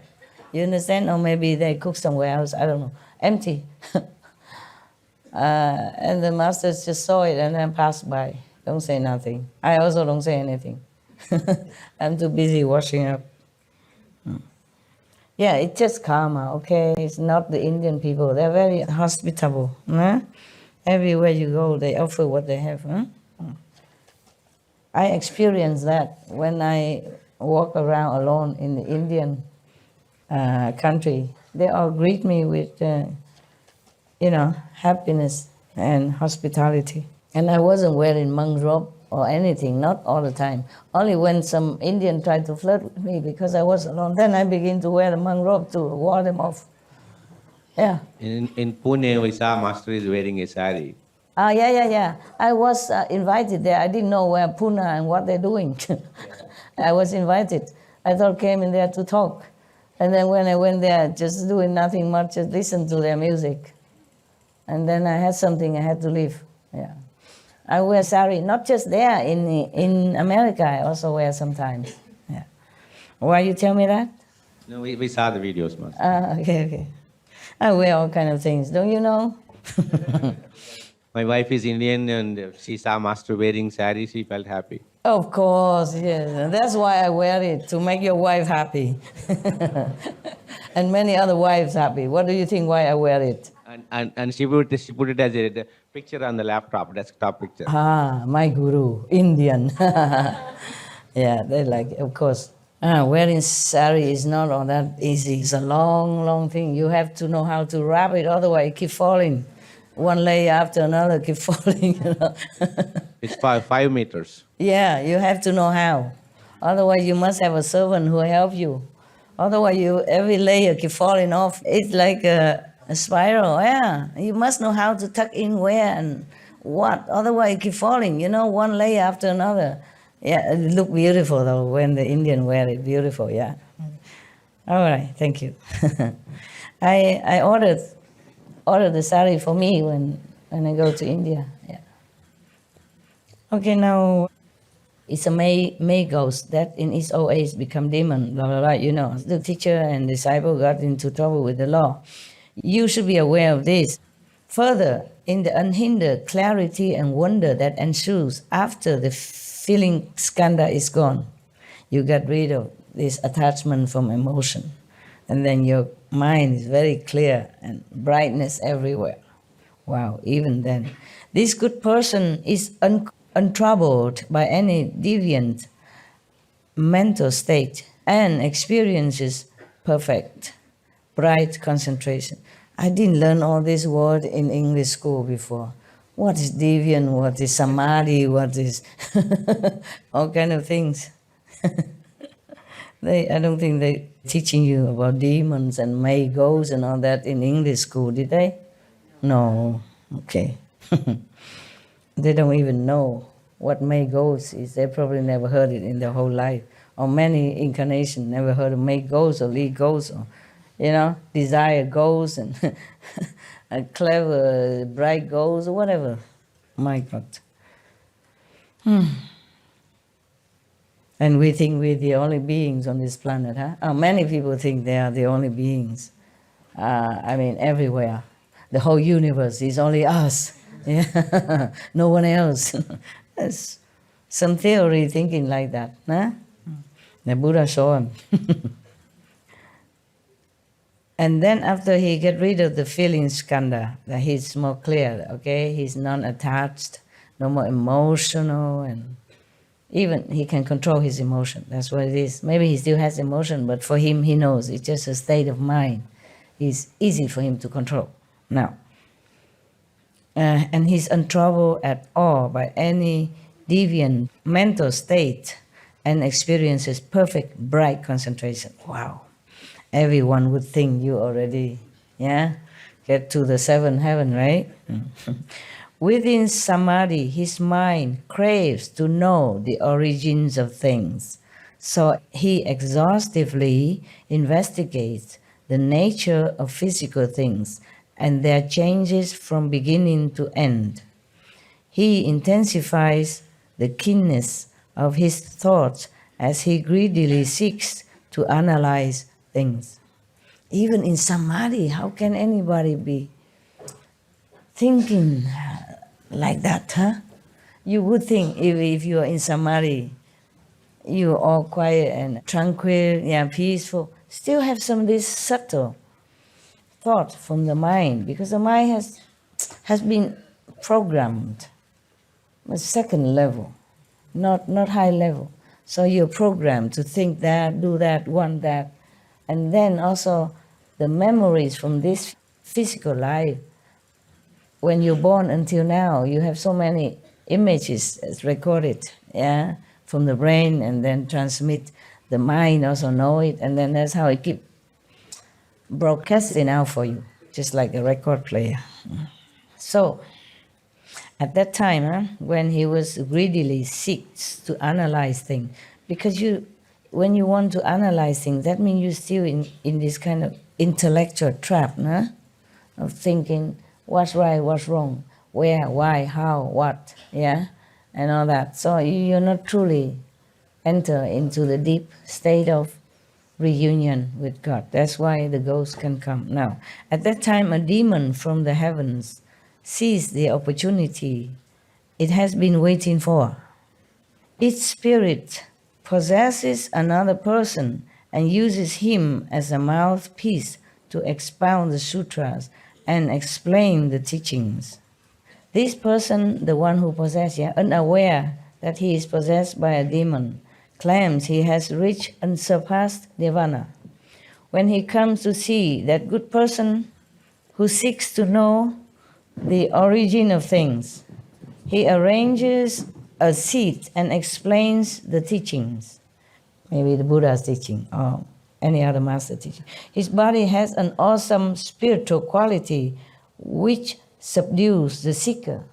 Oh, the poor seeker is too weak for him.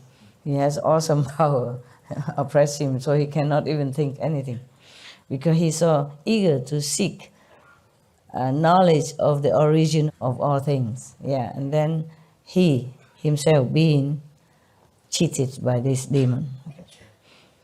He makes the mind, the possessed person, makes the minds of those gathered beside his seat spontaneously compliant. Compliant, meaning they just so subdued in their mind that they have nothing against him at all, not even rise in a doubt or a thought or even a little suspicion, nothing, all spontaneous compliant. Imagine the demon's power. If the Buddha were to use that, then he subdued the whole world already. No need anybody else to come behind him. You see, that's the difference between a Buddha and a demon. The demon, he uses power just to control people. The Buddha, he has to use reason. If he used his power at all, it's because that person needs it. Maybe need to heal at that time, need to be awakened from some trouble, like Ananda, for example, and to use it to help his disciple, in time of need, Otherwise, if the Buddha used all his power just to bless this person, control that person, then the whole India at that time would kneel at his feet already. No need me to sit here and repeat after him. Understand? So Buddha don't use this kind of power. Jesus did not. That's why they still can doubt him, slander him, and even kill him. You got that? That is a difference. The master like Jesus or Buddha, they are mighty, mighty, mighty. They have to be humble, to be born like a human beings, and just use reason. Use logic to tell people that this is logical, this is reasonable, you should listen. And then they listen, they believe. Then the Buddha transmit more insight power to them. Give them initiation, awaken their Buddha power, awaken their own ability and enlightenment inside.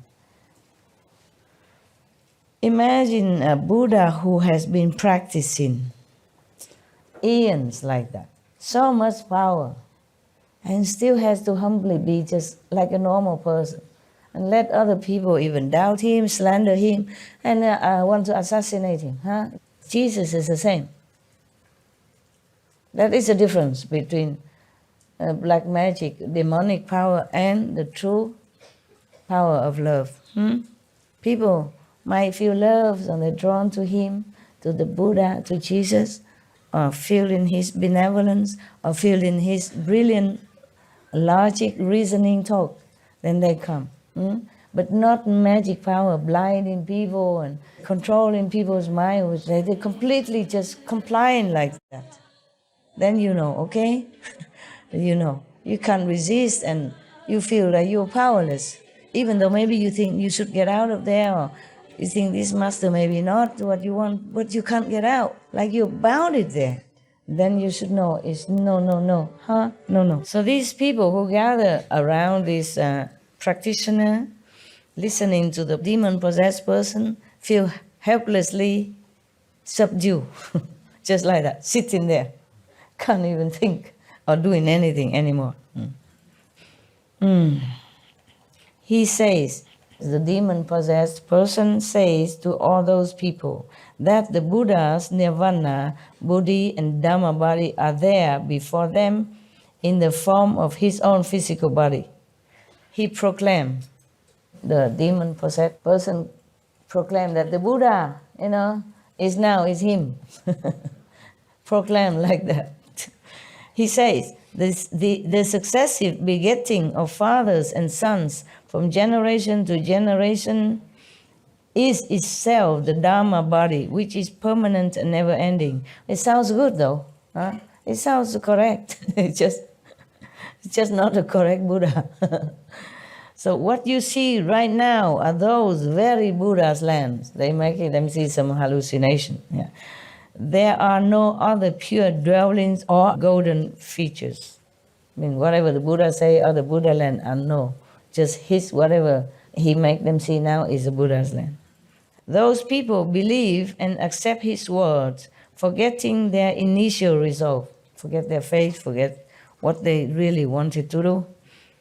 They offer up their lives even, my God, feeling they have obtained something unprecedented. They are all beguiled and confused into thinking he is a bodhisattva. As they pursue his ideas, they break the Buddha's moral precepts and covertly indulge their greedy desires. He is fond of saying that the eyes, ears, nose, and tongue are the pure land. Oh God, how can that be? And that the male and the female organs are the true place of Bodhi. Oh God. And Nirvana. Oh God. Ignorant people believe these filthy words. Probably some misled tantric teacher, This is a poisonous ghost or an evil paralysis ghost that in its old age has become a demon. It disturbs and confuses the good person, but when it tires of doing so, it will leave the other person's body. Then both the disciple, so-called disciples, and the teacher will get into trouble with the law, as usual. Procrastinating physical pleasure, sexual conduct, all that stuff. My God. But a lot of people believe it. You know, evidence told you, yeah, right?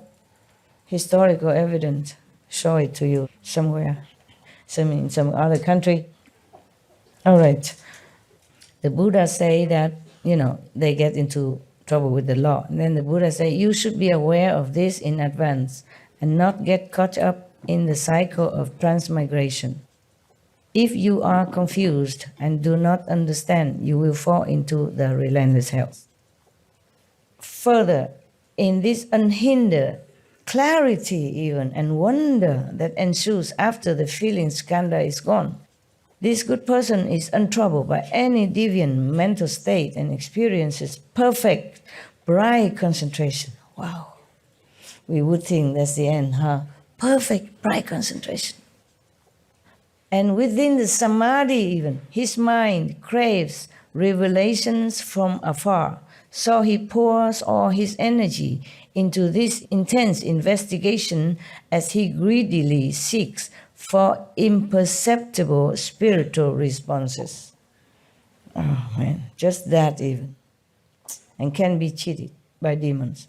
At that time, a demon from the heavens sees the opportunity it has been waiting for.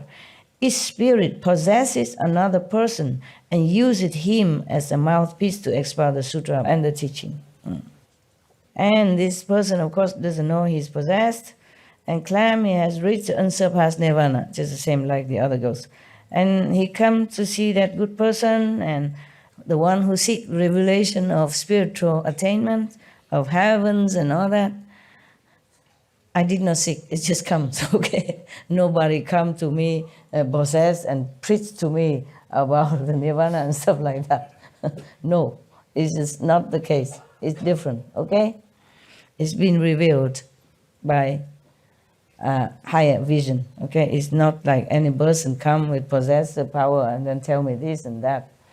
And then I see this and that. It's not like that. Nobody, just me. And I did not seek. I did not even know that there are some more things to seek. I'm too busy with you guys. Thank you. You rescue me because of that. I'm too busy. Too busy to seek anything else. Oh, sign document, correct the show, correct the script. Oh, dog, okay, I'm coming. Attendant sick, dentist, doctor, coming. Okay. Can I eat something first? It's good that you're busy, okay? So it's not that if you go in the mountain and sit all the time, then you get into a Buddha's land. Maybe not. Maybe the work is good for you. Keep you too busy to even thinking, I want to seek something, spiritual revelation or skills or knowledge like this practitioner, okay? Truly, when you're so busy, every waking minute of your life, you would not be able to think about anything. Truly not. And if you have to work while you're eating as well, then maybe it's even less, you concentrate on the food. too hungry, yeah? Or maybe half on the food, half on your document. Then at least your mind is all in the good things, not too idle to think of any other greedy stuff, whether domestic or heavenly, yeah.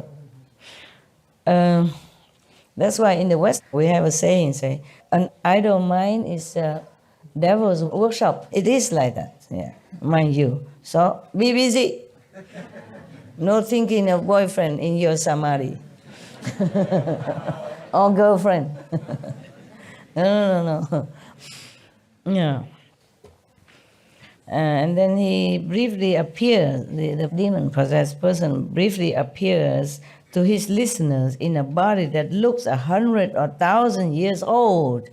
He just used a magic to do that. They experience a defiling love for him. Defiling attachment is better than love. I don't know why the Buddha used the word love here. Maybe the translator. I think in the old time we don't have so much vocabulary, to express differently, yeah? So everybody now, they also even they just say, I love you, you know. In fact, actually, just want to go to bed with you. Something like that. Yeah. Well, not all, of course. Okay, huh? Not all. But it's our enemies coming back. And love, so much love. Yeah. So they experience a defiling desire, okay, or attachment or lust for him and cannot bear to part with him. It's similar to the love they have for the master, eh? When the Buddha was alive, the disciple also want to be with him all the time, yeah? And always come to see him. And when Jesus was alive, people also hang around him, yeah? It's so similar that you could not even tell. And don't you see how poor people are? How pitiful our beings are, eh? Yeah. They don't even know anything. And these guys come from nowhere and then defy them like that and cheat them like that. This is not fair. I tell you, that's why I hate Maya. I say I look down upon you. I have no word to describe how much my heart despises you. I have no words. Just get out of my sight. Sometimes you come and blah, blah. So get out of my sight. I feel repulsive when I see you. Yeah. When I think of whatever you do to other people, you know, you better stay away from me. We are not the same type. We are not the same kind. Okay, so they cannot bear to part with him even. So they personally act as his servants, tirelessly making the 4 kinds of offering to him. Each member of the assembly believes that this, possessed person is his former teacher, his original good and wise advisor even. They give rise to love for his teachings and stick to him as if glue. Glue. Feeling they have obtained something unprecedented, like the other mentioned before. The good person is beguiled and fooled into thinking the other is a bodhisattva. Attracted to the other's thinking, he breaks the Buddha's moral precepts and covertly indulges his greedy desires, like other things. He is fond of saying, in a past life, in a certain incarnation, I rescue a certain person who was then my wife or my mistress or my brother. Now I have come to rescue you again. We will stay together and go to another world to make offering to a certain Buddha. Or he may say, there is a heaven of great brilliance where Buddha now dwells. It is the resting place of all Tathagatas. Ignorant people believe his ravings and lose their original resolve. Originally, they probably might still believe in Shakyamuni Buddha or some real Buddha in the past, and that's why they make offering and all that, and then that's why they came to hear him in the first place. But because of they talk nonsense like that, and precepts is nothing, you do what you want, because of his power to control them. They believe him so much that they do anything that is against the moral basic standards, okay, of being a good human being. So, of course, he has a name. The ghost has a name. This is a pestilence ghost. There's so many ghosts. In its old age, has become a demon. See how powerful they are. It disturbs and confuses the good person, the one who meditates and seek those things. But when it tires of doing so, it will leave the other person's body. Then both the so-called disciples and teacher will get into trouble with the law. You should be aware of this in advance and not get caught up in the cycle of transmigration. If you are confused and do not understand, you will fall into the relentless hell. My goodness. Should we continue? Is it okay with you?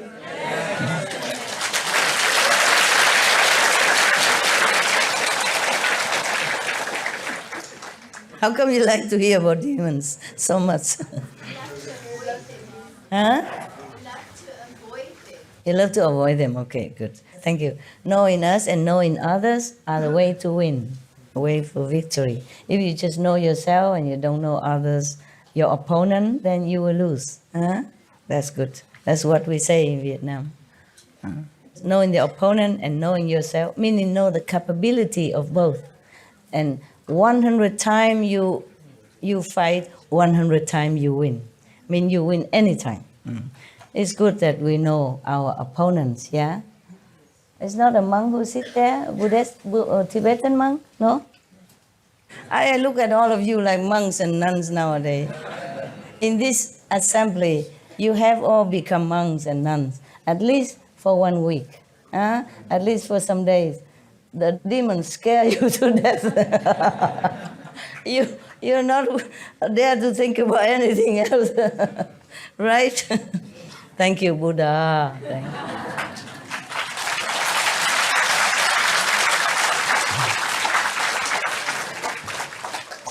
I don't know how many days the Buddha has spoken to Ananda for this, yeah, because he continue. It doesn't say here, okay, let's go have a tea break or anything. Continue forever. I wonder if the Buddha preached to him in Tusita heaven, not on this planet. It didn't say so.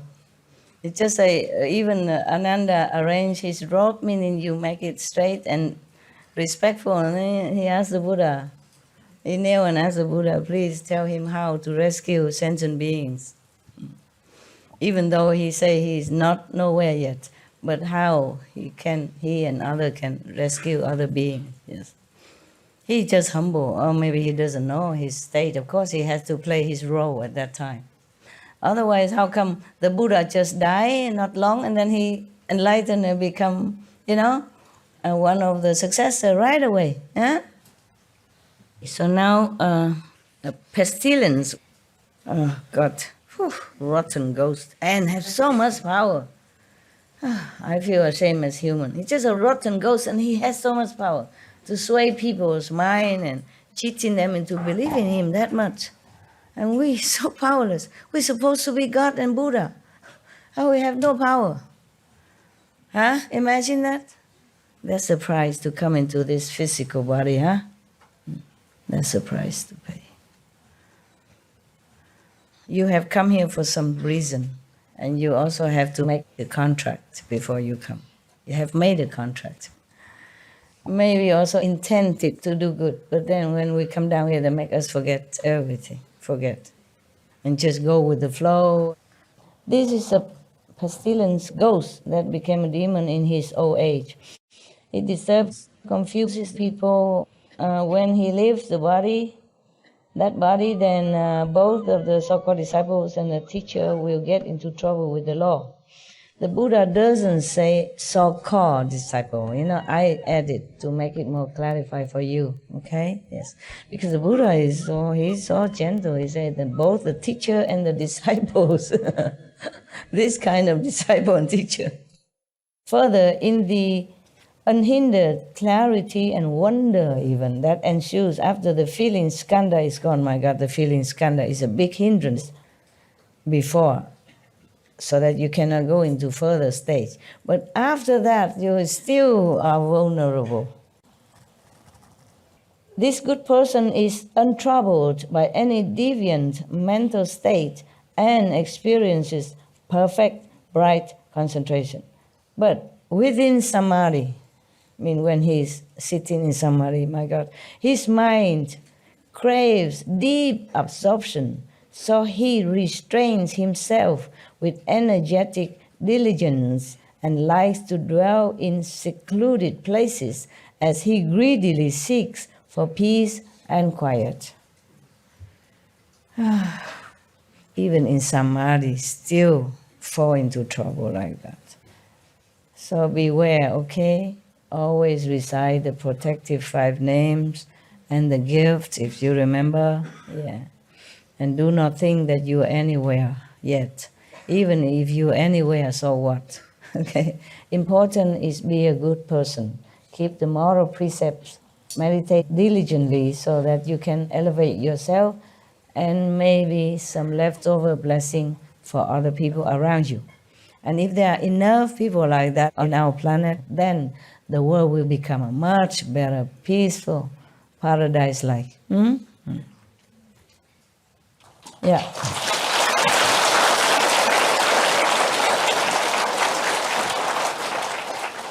We have to do it. We have to do it. Because look, many masters comes and go. They can only do so much, okay? Because of the karma of the world that affect everyone. Nah? And also the minds of the people on this planet make it difficult for any master to even continue to stay alive and to teach them anything, because they don't accept, they reject, they confuse, they've been confused and brainwashed by so many of these so-called demon-possessed person. And even after the demon left, these people still continue to be confused. Just be good, do good. Yeah? Meditate well. And pray for protection and deliverance. That's all. And if any merit at all left over, then please help the planet. That's it. That's all you pray for, okay? Yeah. Or you don't even need to pray. Just meditate well, be humble. Yeah. God knows what you want. Yes. But pray, make sure, no? Or make sure that to reaffirm to yourself that I just want deliverance. I just want protection. Protection and deliverance. Protection while you are here and meditation and in meditation. And during the day, every day, at night, morning, pray for protection and help, yeah? Evening, thanks for a good day, that you have been well and protected. And maybe have done something good. Be able to have done something good. Okay, huh? That's it. If you have done something good, credit it to heavens or God. God Almighty, yeah, then you have no ego problem. Nothing that arises from your mind that you're not aware of, because you remind yourself every day. In the morning, you pray for protection and deliverance. Evening, you thank God for helping you through the whole day, good or bad, whatever. So at least you remind yourself that you're not wanting anything like those practitioners without teacher here. So the Buddha said to Ananda, they should be aware in advance. Before he got into this state, he should know that already. So now you know this state, yeah? So before you get into samadhi and you see certain thing, you are already prepared, okay? It's good, so you don't fall into anyhow. I won't let you, of course, if you keep your precepts and meditate even off and on with your sincere heart, yeah. Because I know it's difficult. I told you many times that it's difficult to even be a good person in this world, because there's other people who don't like you to be good, jealous of you or thinking you're weird in such a world why you are good, yeah, and then make trouble for you. Even difficult to be a good person, not to talk about meditation, reach heaven, nirvana, nothing yet. Okay? And if you mention your master name, you're in more trouble. In some places, right? Ching Hu? What does she say? Yeah. And then they ask, is she a nun? Don't look like. She a monk? Don't look like. Then she cannot say anything. She don't understand anything. Only monks and nuns understand. Yeah. Don't believe her. Don't follow her. Such stuff like that. And it's very difficult for you to find time even to meditate or to do some good things. Yeah, we have only 24 hours and one physical frail body. Yeah, we might be feeling strong, but how strong can we be compared to elephant, horses, mountain, river, sea, trees? Yeah, how strong are we? We can't fly. We can't run fast. We're almost like very, very handicapped in many ways. Yeah, we can't even think for ourselves because we've been brainwashed by the society or by any other so-called teacher to believe in this, believe in that, and sometimes we're all confused already and have even no time to sort out. Except when you really have a time to meditate or in retreat, have a little time to be clear about what you really want or what is really right, what is really wrong. Very difficult already. So if you just keep the precepts, meditate as much as you can, be vegan, yeah, and be good or at least not bad to anyone. That is safe already, okay? And the Master Power do the rest. Huh?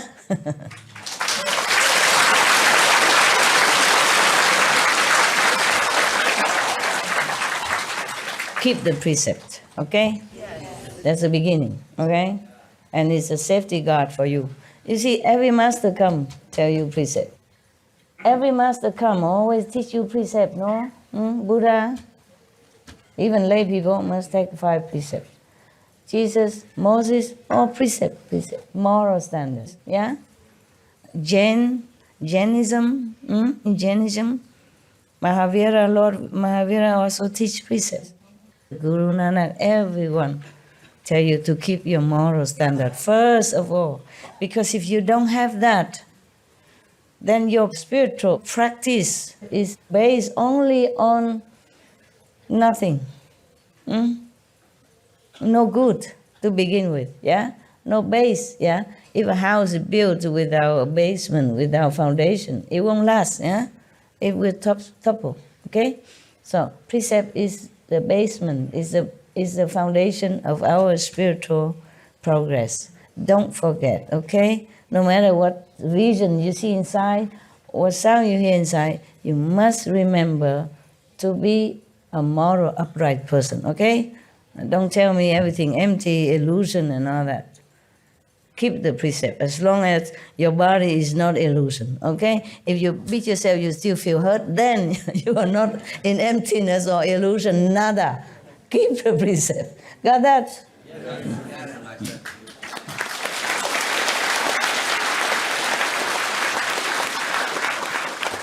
And remember, one practitioner, he got into the state that you stop him, he don't feel nothing. He still fall into a trap from demons and can go to hell. Remember that? Yeah. So you are 0. Nothing. I respect you and love you, but do not feel too proud about your practice. Understand? Just keep it calm, low-key. Be yourself good first before you teach others. Because if you are not strong enough, the one you want to teach might even topple you. Because his view might be also eloquent. Maybe he's from 2nd level. He can even re-preach you into turning your view around and making trouble. Or he might be possessed by these demons. And then he preach you back and then you do. Okay? Not be hurry. Tell them eat vegetarian, okay. Vegan, okay, but not hurry, okay? Not hurry. So scary. So if somebody preach to you against all the precept, against all the moral standard, and say everything is illusion, anyway you do what you want, there's no sin, no, then you must know it's wrong. That person is possessed, yeah? Stay away quick, don't try to convert him. You can't. You might not be strong enough. You will fall instead. You might not be strong enough, okay? If you happen to feel like you are possessed or maybe fall into some bad influence, call the master to help you. Okay? Recite the 5 names, recite the gift, call the master if you're helpless, okay? Yeah, it's safer that way.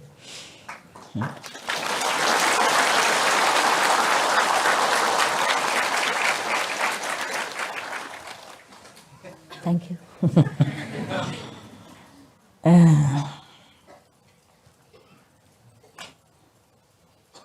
Okay, now there's another one here. So,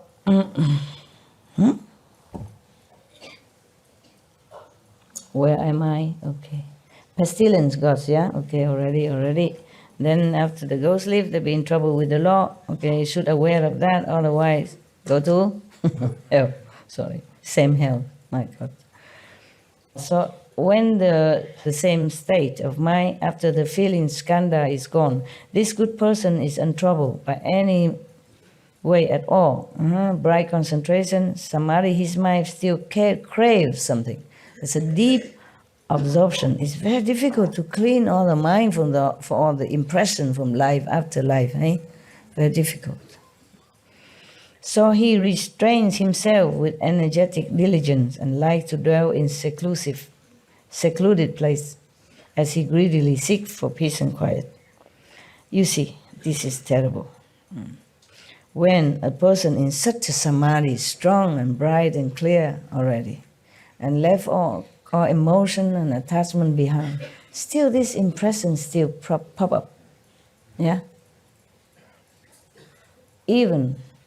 Maybe even with the disciples of the Buddha. That's why the Buddha said to Ananda, you must be aware of that in advance.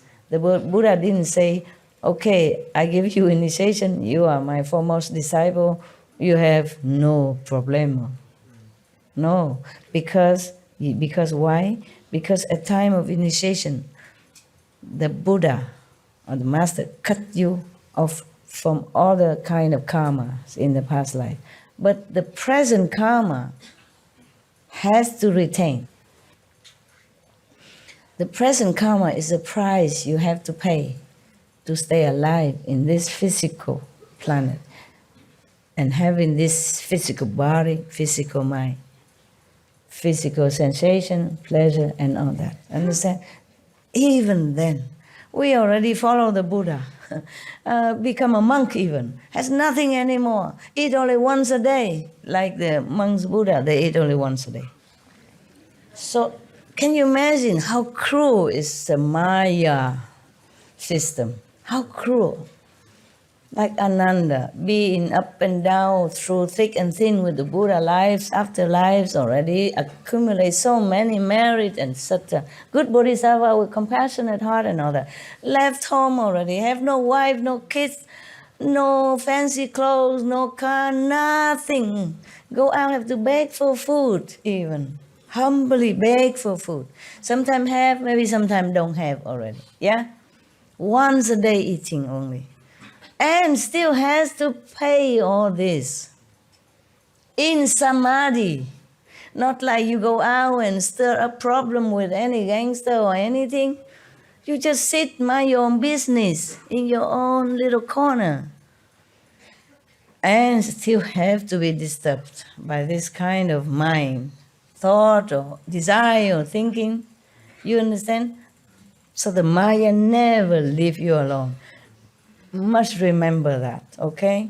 I don't care what intention he has, good or bad, he does his job or not do his job, or whatever, he do good to you or not do good to you, you must be aware of this pestilent guy, okay? Terrible, rotten guy, pestilent guy, if he is a guy, yeah. We always say guy. Maybe he's a girl, who knows? Okay, meaning this being. There's another word for it. Entity? Entity, yeah, this entity. Thank you. This is like that. You have to be aware of him all the time. Otherwise, he cheats you without shame, you know? He can lie also. He can lie. Because he don't care about precepts, nothing. He owns the world, okay? Who is going to punish him? Yeah? He's a king of this kingdom, okay? Physical realm. He does what he wants. Who's going to punish him? Huh? Oh, he already established his reign so deeply, you know, and he has subordinate long arms everywhere and brainwashing all beings, life after life, already into such a terrible state of degradation that they don't even know what's right, wrong anymore. They don't even know the teacher when they come. They don't know Buddha when he comes. They don't know Jesus when he arrives. Yeah? So deeply rooted in negativity. Yeah, therefore.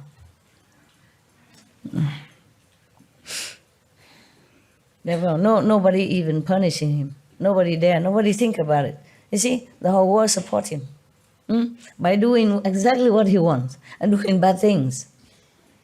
Doing bad things.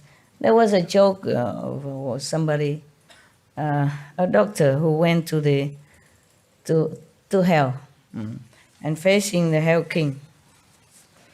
It's not his turn to be judged yet.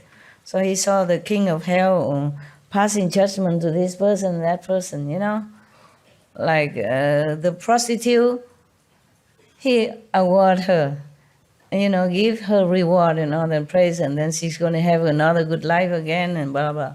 And another person like killing animals and all that, give him rewards. And then the doctor, in turn the doctor, they say, oh, please spare me. Please spare me. Please give me another life. I know what to do now. I will please you. I will know. I will send my daughter to the pink house. I send my son to the butcher slaughterhouse. Just spare me so that I can go up and turn around. It's a joke, but it is like that. The whole world just obey the commandment of this brainwashing power from the Maya. Now that we have destroyed some of these controlling machines, but that's not all, okay? The Maya is still there. That machine is not Maya. Machine can be destroyed. Maya not easy. But he already has so many supporters everywhere. You know that you serve a leader, you need a lot of support from people, right? You can't just go alone, 2, 3, or 4 people, or 200-300 people and go and kill the king or the president or somebody. You die before you even get near. So similar, in this world it's like that. The Maya is supported. So he can proudly proclaim, look, I win the hearts of all my people. Why are you going to fire me? How can? You understand what I'm saying? Yes. Because then he also connected with all these people. If you want to destroy him, you have to destroy everyone. The whole planet. God intended to do that. But that is too tragic, too pitiful, So the saints interfere, That's why the saints said, let me come down with them, reason with them. Maybe some of them still have some spark of intelligence within them. I can awake them. Please don't just destroy everyone. There are some good things, some good spark in some human's heart. Let me do it. Let me suffer for them to redeem their whatever past deeds that they've done. Let me have it. And then they can be awakened. That's why the saints keep coming. Understand that? Otherwise, why do they leave nirvana? Okay?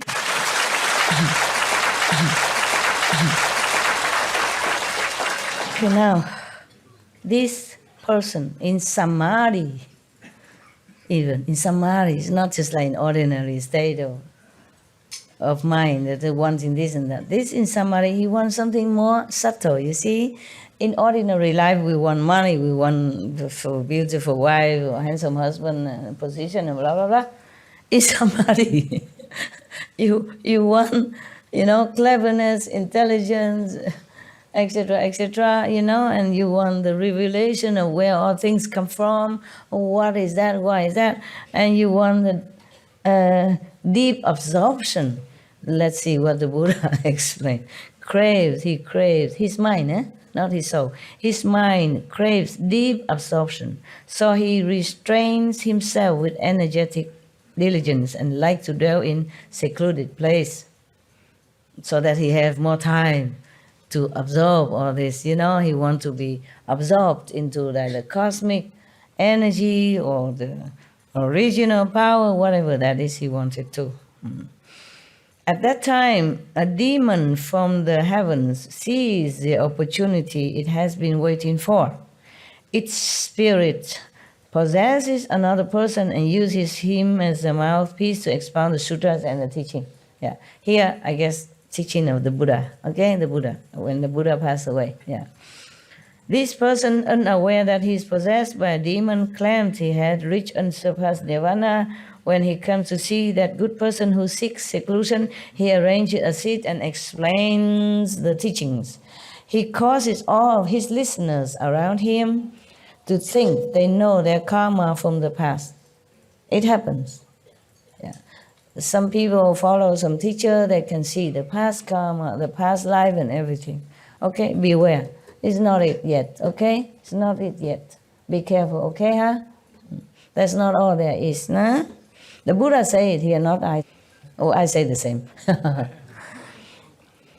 Or he may say to someone there, you haven't died yet, but you have already become an animal. Then he instructs another person to step on the first person's tail. He has no tail there, but that person would feel like he has a tail and has been stepped on. So suddenly, the first person cannot stand up. be step on the illusionary, imaginary, or magically constructed tail. Yeah? I explained that. Buddha didn't say that. He just says, certainly that person cannot stand up. At that point, all the assembly pour out their hearts in respect and admiration for him. If someone has a thought, the demon detects it immediately. And he establishes intense ascetic practices that exceed the Buddha's moral precepts. He makes that person even more ascetic than normal, than standard even set by Buddha. And the Buddha precept is already very, very, very, very austere, believe me. Very austere, yeah? If you know the Bhikshu precept, you say, oh, okay, I'd rather be a lay person. It's very difficult to keep all their precepts. And here, this possessed demon make them even more sacrifice, make the listener, the believer, to be more ascetic than that, okay? So to make you stay in the cold where there is empty room, that is a kind of, maybe, this kind of demon. This is too over ascetic, okay? No need. No need. If you have a house, you stay in the house. If you have a car, you drive a car. You don't try to make yourself deprived from all these modern facility to make your life more comfortable and easy and save more time. To forsake a car and walk everywhere, even in rain and shine weather, for far away to go to work, may be good for your ego or other people who praise you. But that's not the way you should do. That won't make you a Buddha, okay? To be modest and simple means you use what you have, not trying to look holy by being too over ascetic, especially if you're not a monk or nun or anything, okay? You got to work. You need to eat good. You need to dress well, otherwise you don't get a job. Huh? You need to drive a car so that you go to work on time. Huh? You need to protect yourself by the car or bus or train in the weather element so that you stay strong and fit. You take care of your family. Yeah? Do your job well so that you can earn the living for your family. There's no need to prove anything, okay? If you can afford a car, get a car. If you can drive, drive it, okay? Yeah. If you don't dress well, you might not be able to get a good job that you want, even though you have the ability. But people look at outside, okay? Outside appearance. Even some country nowadays, they have some non-profit organization to lend a suit or give a suit, yeah, or a dress for the people who are looking for a job, yeah, even young-looking people. But sometimes young-looking people just get out of college or something, had no money to buy a good, decent suit. They give them to go look for a job, and they have success because of good-looking suits. Yeah, you can say he's just a suit, but the suit does work. Or the good dress, have them to do hair and all that. This is a very good idea. And so we praise them on our Supreme Master television. Very good. You see that? Your master knows everything, even the suit. Just joking. My God, I preach about Buddha Sutra. You don't clap. I'm just saying I'm good and then you clap. It's okay. Very good. Very good. Thank you.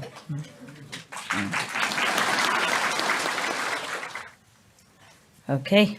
It's very good. We never know when we can have the chance to listen again, this kind of sutta. So talk to you until you have to leave in the morning, maybe. Huh? So whoever stay in that assembly of this demon-possessed person, they are not even think of anything, because he will know immediately, yeah, and he will point out, you suspect me, you no good, you unworthy. So they don't dare do anything.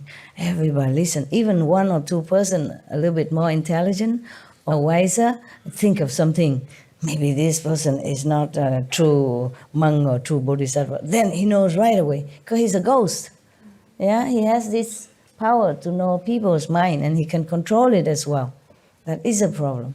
That's a problem. And then he make everybody that listen to him follow more asceticism than the Buddha's rules, exceed it even, yeah? And then he slanders bhikshus, mean monks, yeah? He scolds his assembly of disciples and exposes people, private affairs, without fear of ridicule or rejection. He is fond of foretelling calamities and auspicious events, and when they come to pass, he is not wrong in the slightest. He knows the future also. Oh my God. Or maybe he make the calamity to fit his prediction. Because he's so powerful. He corrupt anything he wants. My God. It's so difficult to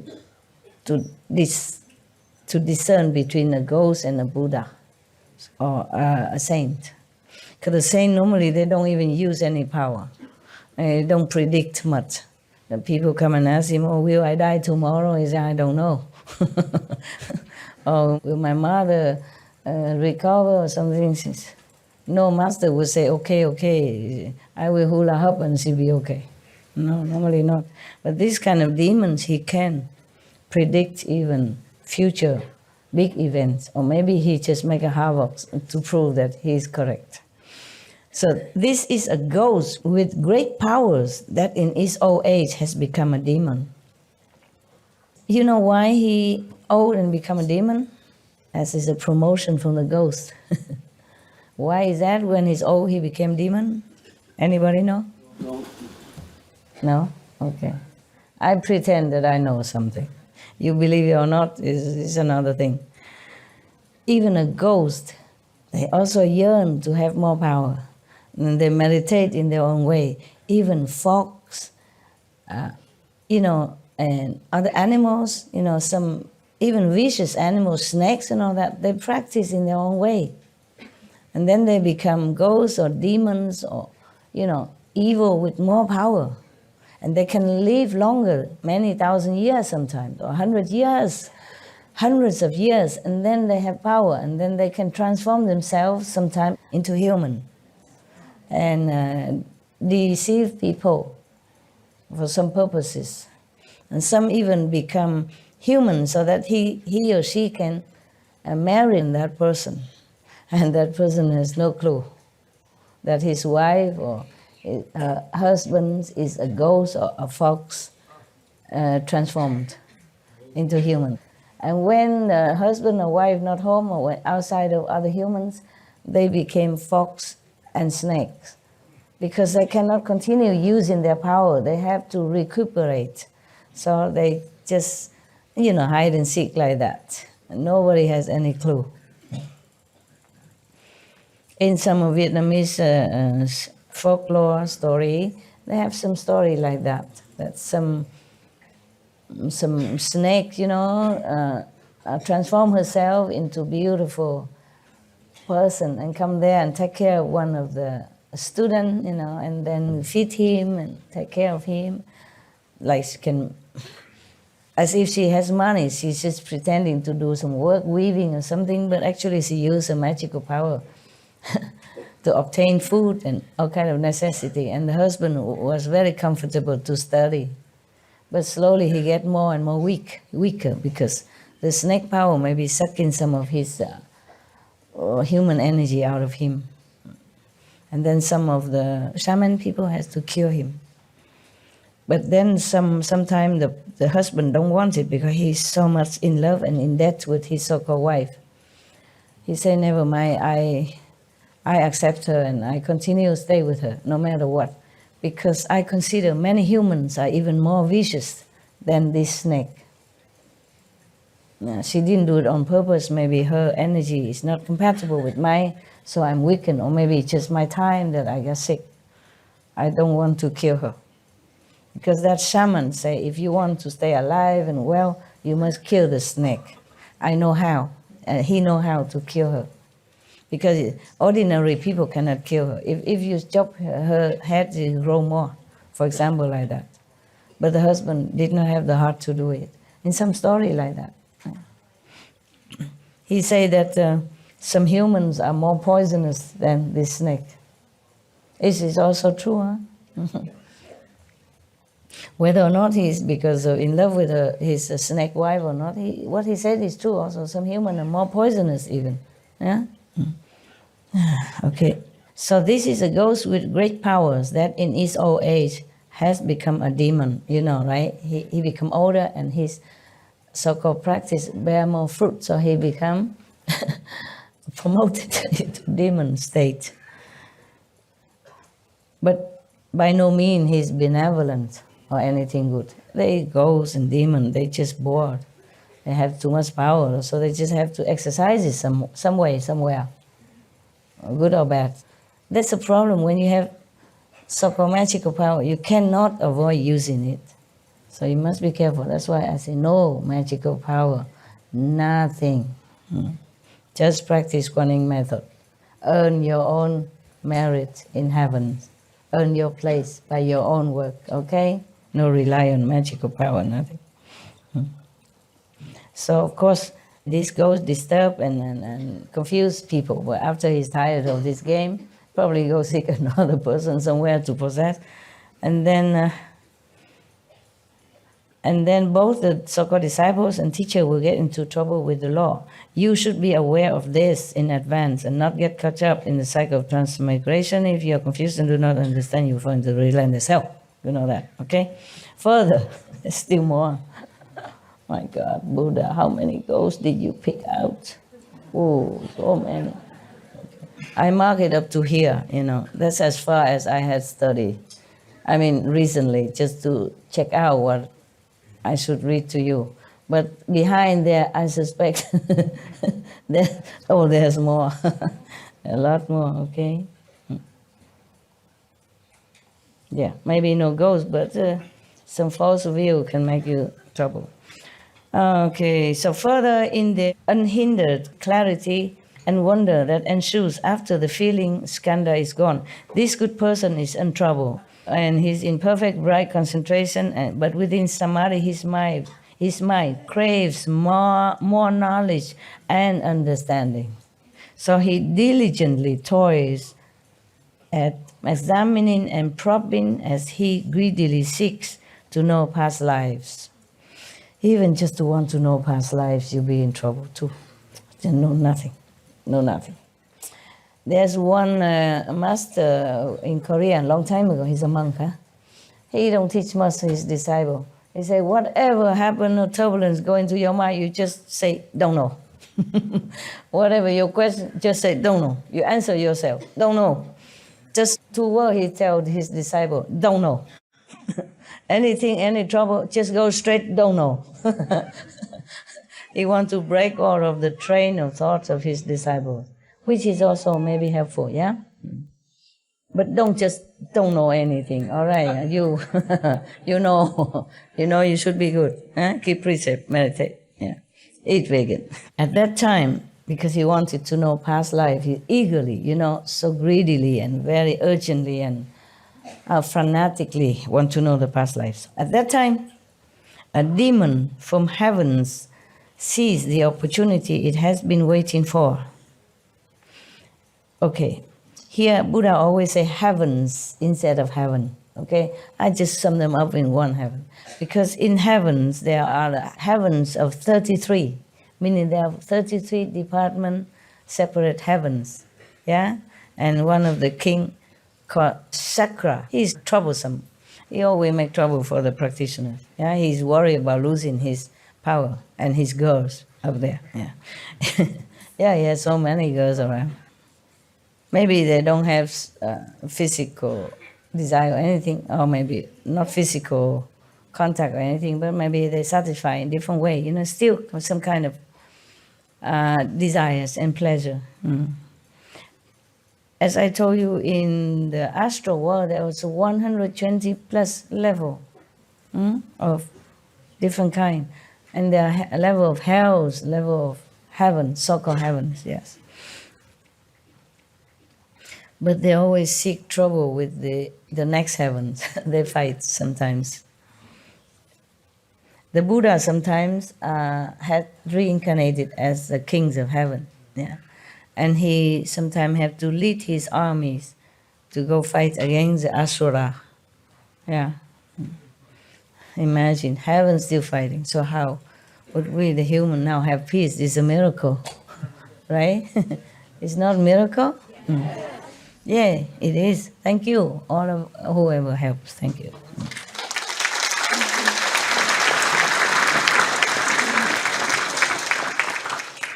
So at that time, a demon of heavens sees maybe one of the 33 heavens citizens, or one of the astral heavenly citizens, okay? They are not saintly people. They're not just heavenly beings, they're troublemakers. Too much power, nothing to do, no goals, yeah? No Buddha had taught them, just demon teaching them, so they follow the way of demon, okay? That's why they don't know anything more. They're going to cause trouble and using their power for fun. Yeah, okay. So he sees the opportunity it has been waiting for. It's for fun, you know what I mean? Making trouble for fun. They like that. Each spirit possesses another person and uses him as a mouthpiece to expound the sutras and the teachings of the Buddhas, I guess. Yeah? This person, unaware that he is possessed by a demon, claims he has reached unsurpassed nirvana. When he comes to see that good person who seeks knowledge, he arranges a seat and explains the teaching. There in the assembly, inexplicably, that person may obtain an enormous precious pearl. Just suddenly a pearl manifests in his hand, something like that, or something else manifests, an object. It's from nowhere. Like the precious pearl just appeared to him. He obtained it just like that. So the demon may sometimes change into an animal that holds the pearl or other jewels, bamboo tablets, talismans, letters, and other unusual things in its mouth. The demon first gives the object to the person and afterwards possesses him. Or he may fool his audience by burying the object underground and then saying that a moonlight pearl is illuminating the place. Like he already hide the pearl or something, use his power to manifest the pearl and bury it under the ground, and then make that illuminate the whole place where he is speaking. Thereupon the audience feels they have obtained something unique, never seen before. Of course, certainly the whole place is shining like that. They never seen that. So, or he may eat only medicinal herbs and not partake of any prepared normal food. Kind of what? Breatharian or Mediterranean? Medicine? Yeah. Or he may eat only the sesame seed and 1 grain of wheat a day and still look robust. Phew. Some of you want to eat this kind, want to have this power. I know. Stop it. Be normal. Eat when you're hungry. Sleep when you're tired. Meditate while you sleep. Try, okay? Try to keep awake. But don't override your body, okay? You need it to continue further. Because if you exert too much power from the limited human body, then you might collapse, okay? Middle way, huh? Middle way. And that is because he is sustained by the power of the demon. Yeah. See? Demon can make you also footless, sleepless. Yeah? He slanders bhikkhus, mean monks, real monks, and scolds his assembly without fear of ridicule or rejection. Means for no reason, just slander the bhikshu and as well as the so-called people, the audience, with no reason. He is fond of talking about treasure troves in other locations or of remote hidden places where sages and worthies of the 10 directions dwell. Liar. Those who follow him often see strange and unusual people. Just lying. He just manifests these kinds of things to make people believe in him. This is a ghost or spirit of the mountain forest. Man, just a small ghost like that. Just a mountain forest ghost. Or earth, or cities, rivers, and mountains that in his old age has become a demon. The person it possessed may advocate promiscuity and violate the Buddha's precepts. He may covertly indulge in the 5 desires with his followers as well. Or he may appear to be vigorous, eating only wild plants. His behavior is erratic, and he disturbs and confuses the good person. You know, the one who meditates and want more knowledge. What did he want? What does that person want? Yeah, seek more knowledge, yeah. Worldly knowledge or knowledge of alchemy, yeah. Or maybe knowledge of how to turn trees into people, people into tree. Those kind of magic power knowledge, yeah, it's not good. But when the demons are tired of his game, he left the person body, then both the so-called disciple and teacher will fall into trouble with the law. You should be aware of this in advance and not get caught up in the cycle of transmigration. If you are confused and do not understand, you will fall into the relentless hells. All right, okay. We stop here, huh? I think we're done for today.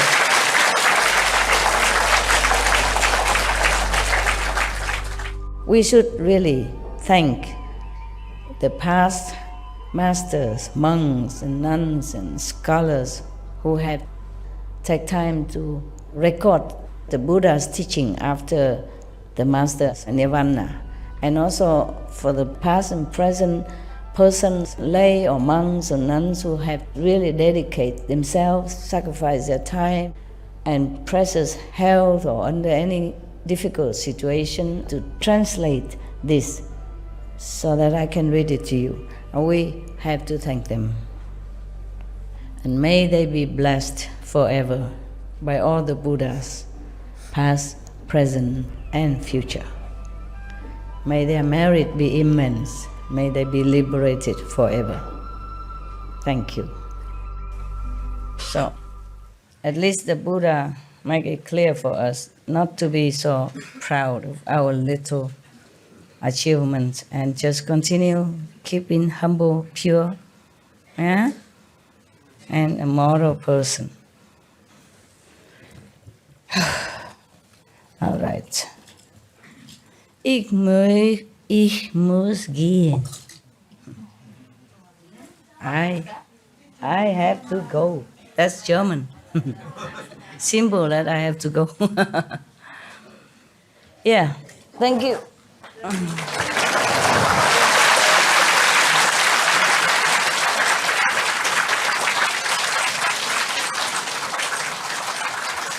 Love you, Master. Thank you. Good for you. Good for you. That you can love Thank you for somebody. the retreat, Master.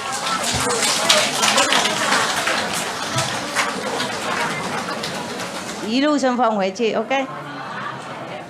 I have to go and see people upstairs. How are you? Very good. Đâu okay mà? Cao sinh khoai乐吗？好，这样对了，这样对了。师父也很高兴快乐啊。有时候有一点点那个障碍一点，不过没关系啦。我们还是一路走的哈。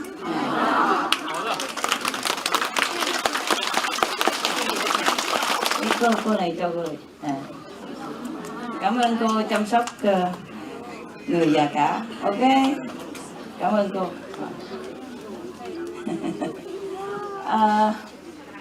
她很有爱心. She was very, very kind. Yeah, very kind. And she, one person very old, and she looked after until he become good again and become also your brother. Huh? So I just want to give her something. It's not much, it's just souvenir. Okay, so you remember, continue to be good. 我们那个路嘛，有时候开车也好，走路也好，有时候它会有一点那个，比方说一块小石头啊，是什么的，没关系的。I say our road sometimes have maybe a little pebble on the road or some little tree falling down, but we just move it and then we continue going, yeah? Because we want to reach our home. Same when we practice, a little obstructions, no problem, yeah? Continue, everything is good. We have to keep the positive mind, yeah? And everything will be better. Always remember Buddha, God, blessing from heavens. Then everything will be okay. Yeah? Okay. I was thinking I come just to say hello and I go, but so many people. Thank you for coming, huh? Thank you. Okay, huh? Thank you for coming. And thank you for putting up with the not very comfortable and not very favorable situation. Thank you for all of you.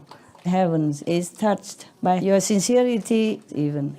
Heaven and earth know your purity and good heart. And I'm also very,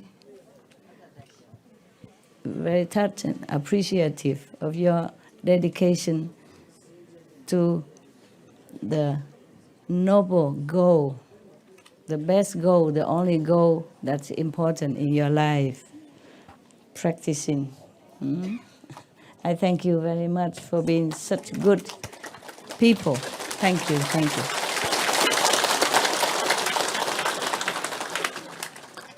We, young or old, already know what we have in this world already.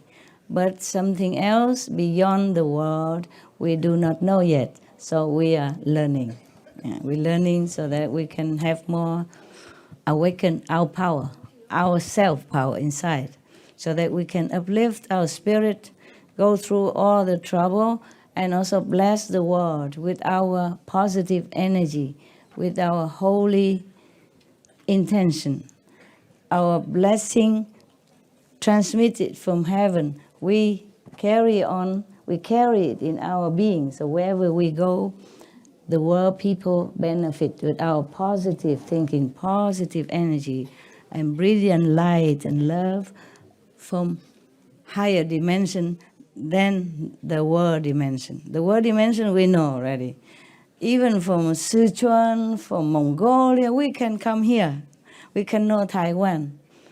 From Europe, from America, we can all come here to see Taiwan or go see Europe, see France, see England, or whatever, Korea, but we don't know anything else behind this. So this is what we want to learn. We have Buddha power inside. We have heaven inside. And this power, we develop more and more. We remember more. We have it already. Just more remember by meditation. Then we can bless the world. More peace. Yeah, we have more peace now than before. Yeah, Korean peace. Yeah, Ethiopia, Eritrea peace. Syria is coming to peace. Colombia peace. What other? And then yesterday, the day before, Yemen peace. You see, one, keep coming. All peace because we practice and we bless the world with our sincerity.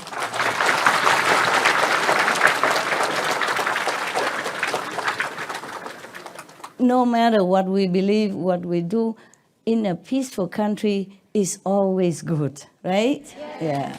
If no peace, cannot do much. No peace always is a worry, We worry a bomb and gun and oppression. So it's better to have peace all the time, anywhere. No peace cannot meditate also, yeah?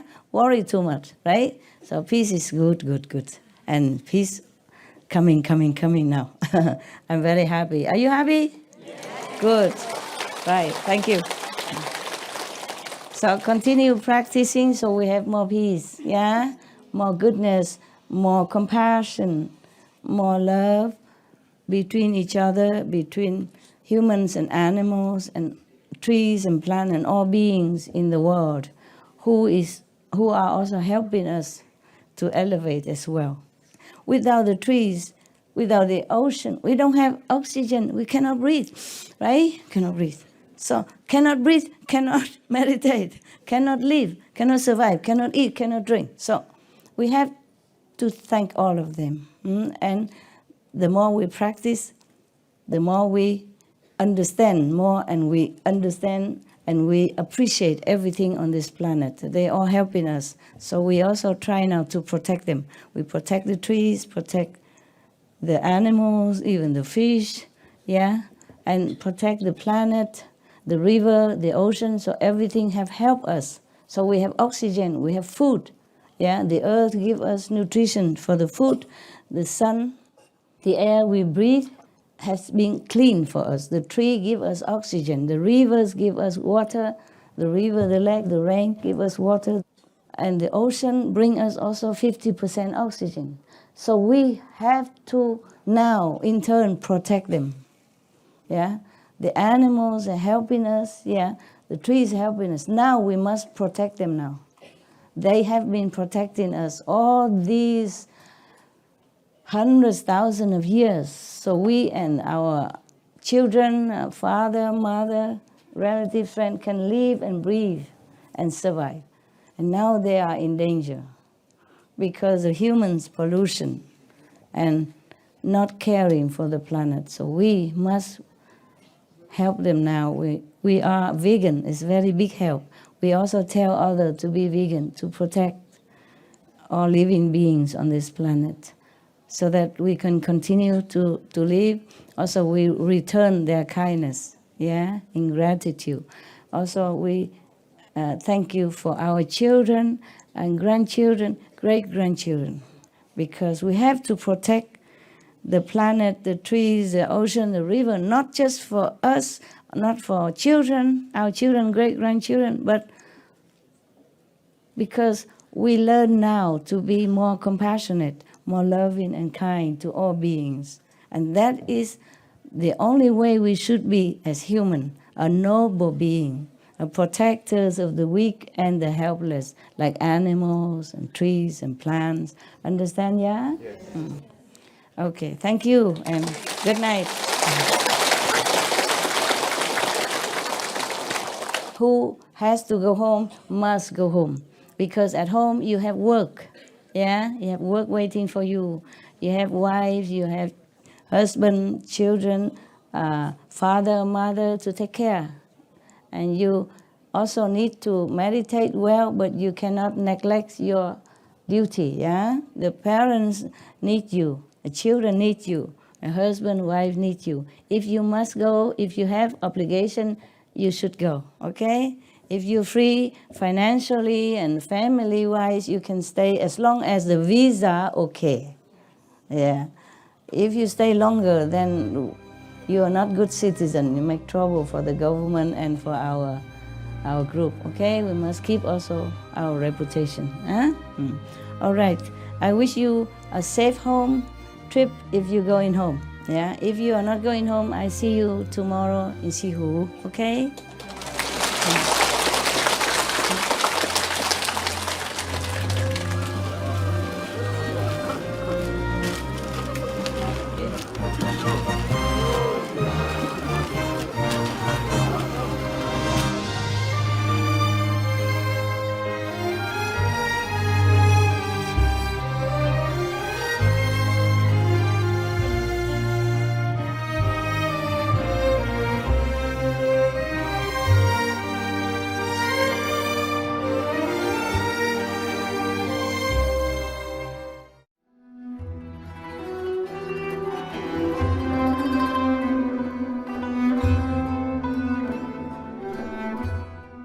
مشاهدينا الكرام، نقدر حضوركم حلقة اليوم بعنوان سورنغاما سوترا، الحالات الشيطانية لإسكان العقل، الجزء 8 ضمن سلسلة بين المعلمة والتلاميذ.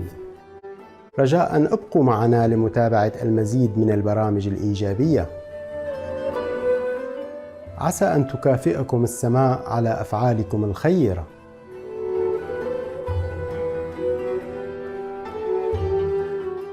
Cherished viewers, we appreciate your company for today's episode entitled The Surangama Sutra, the Demonic State of the Thinking Skandhas, Part 8 of 8 on Between Master and Disciples.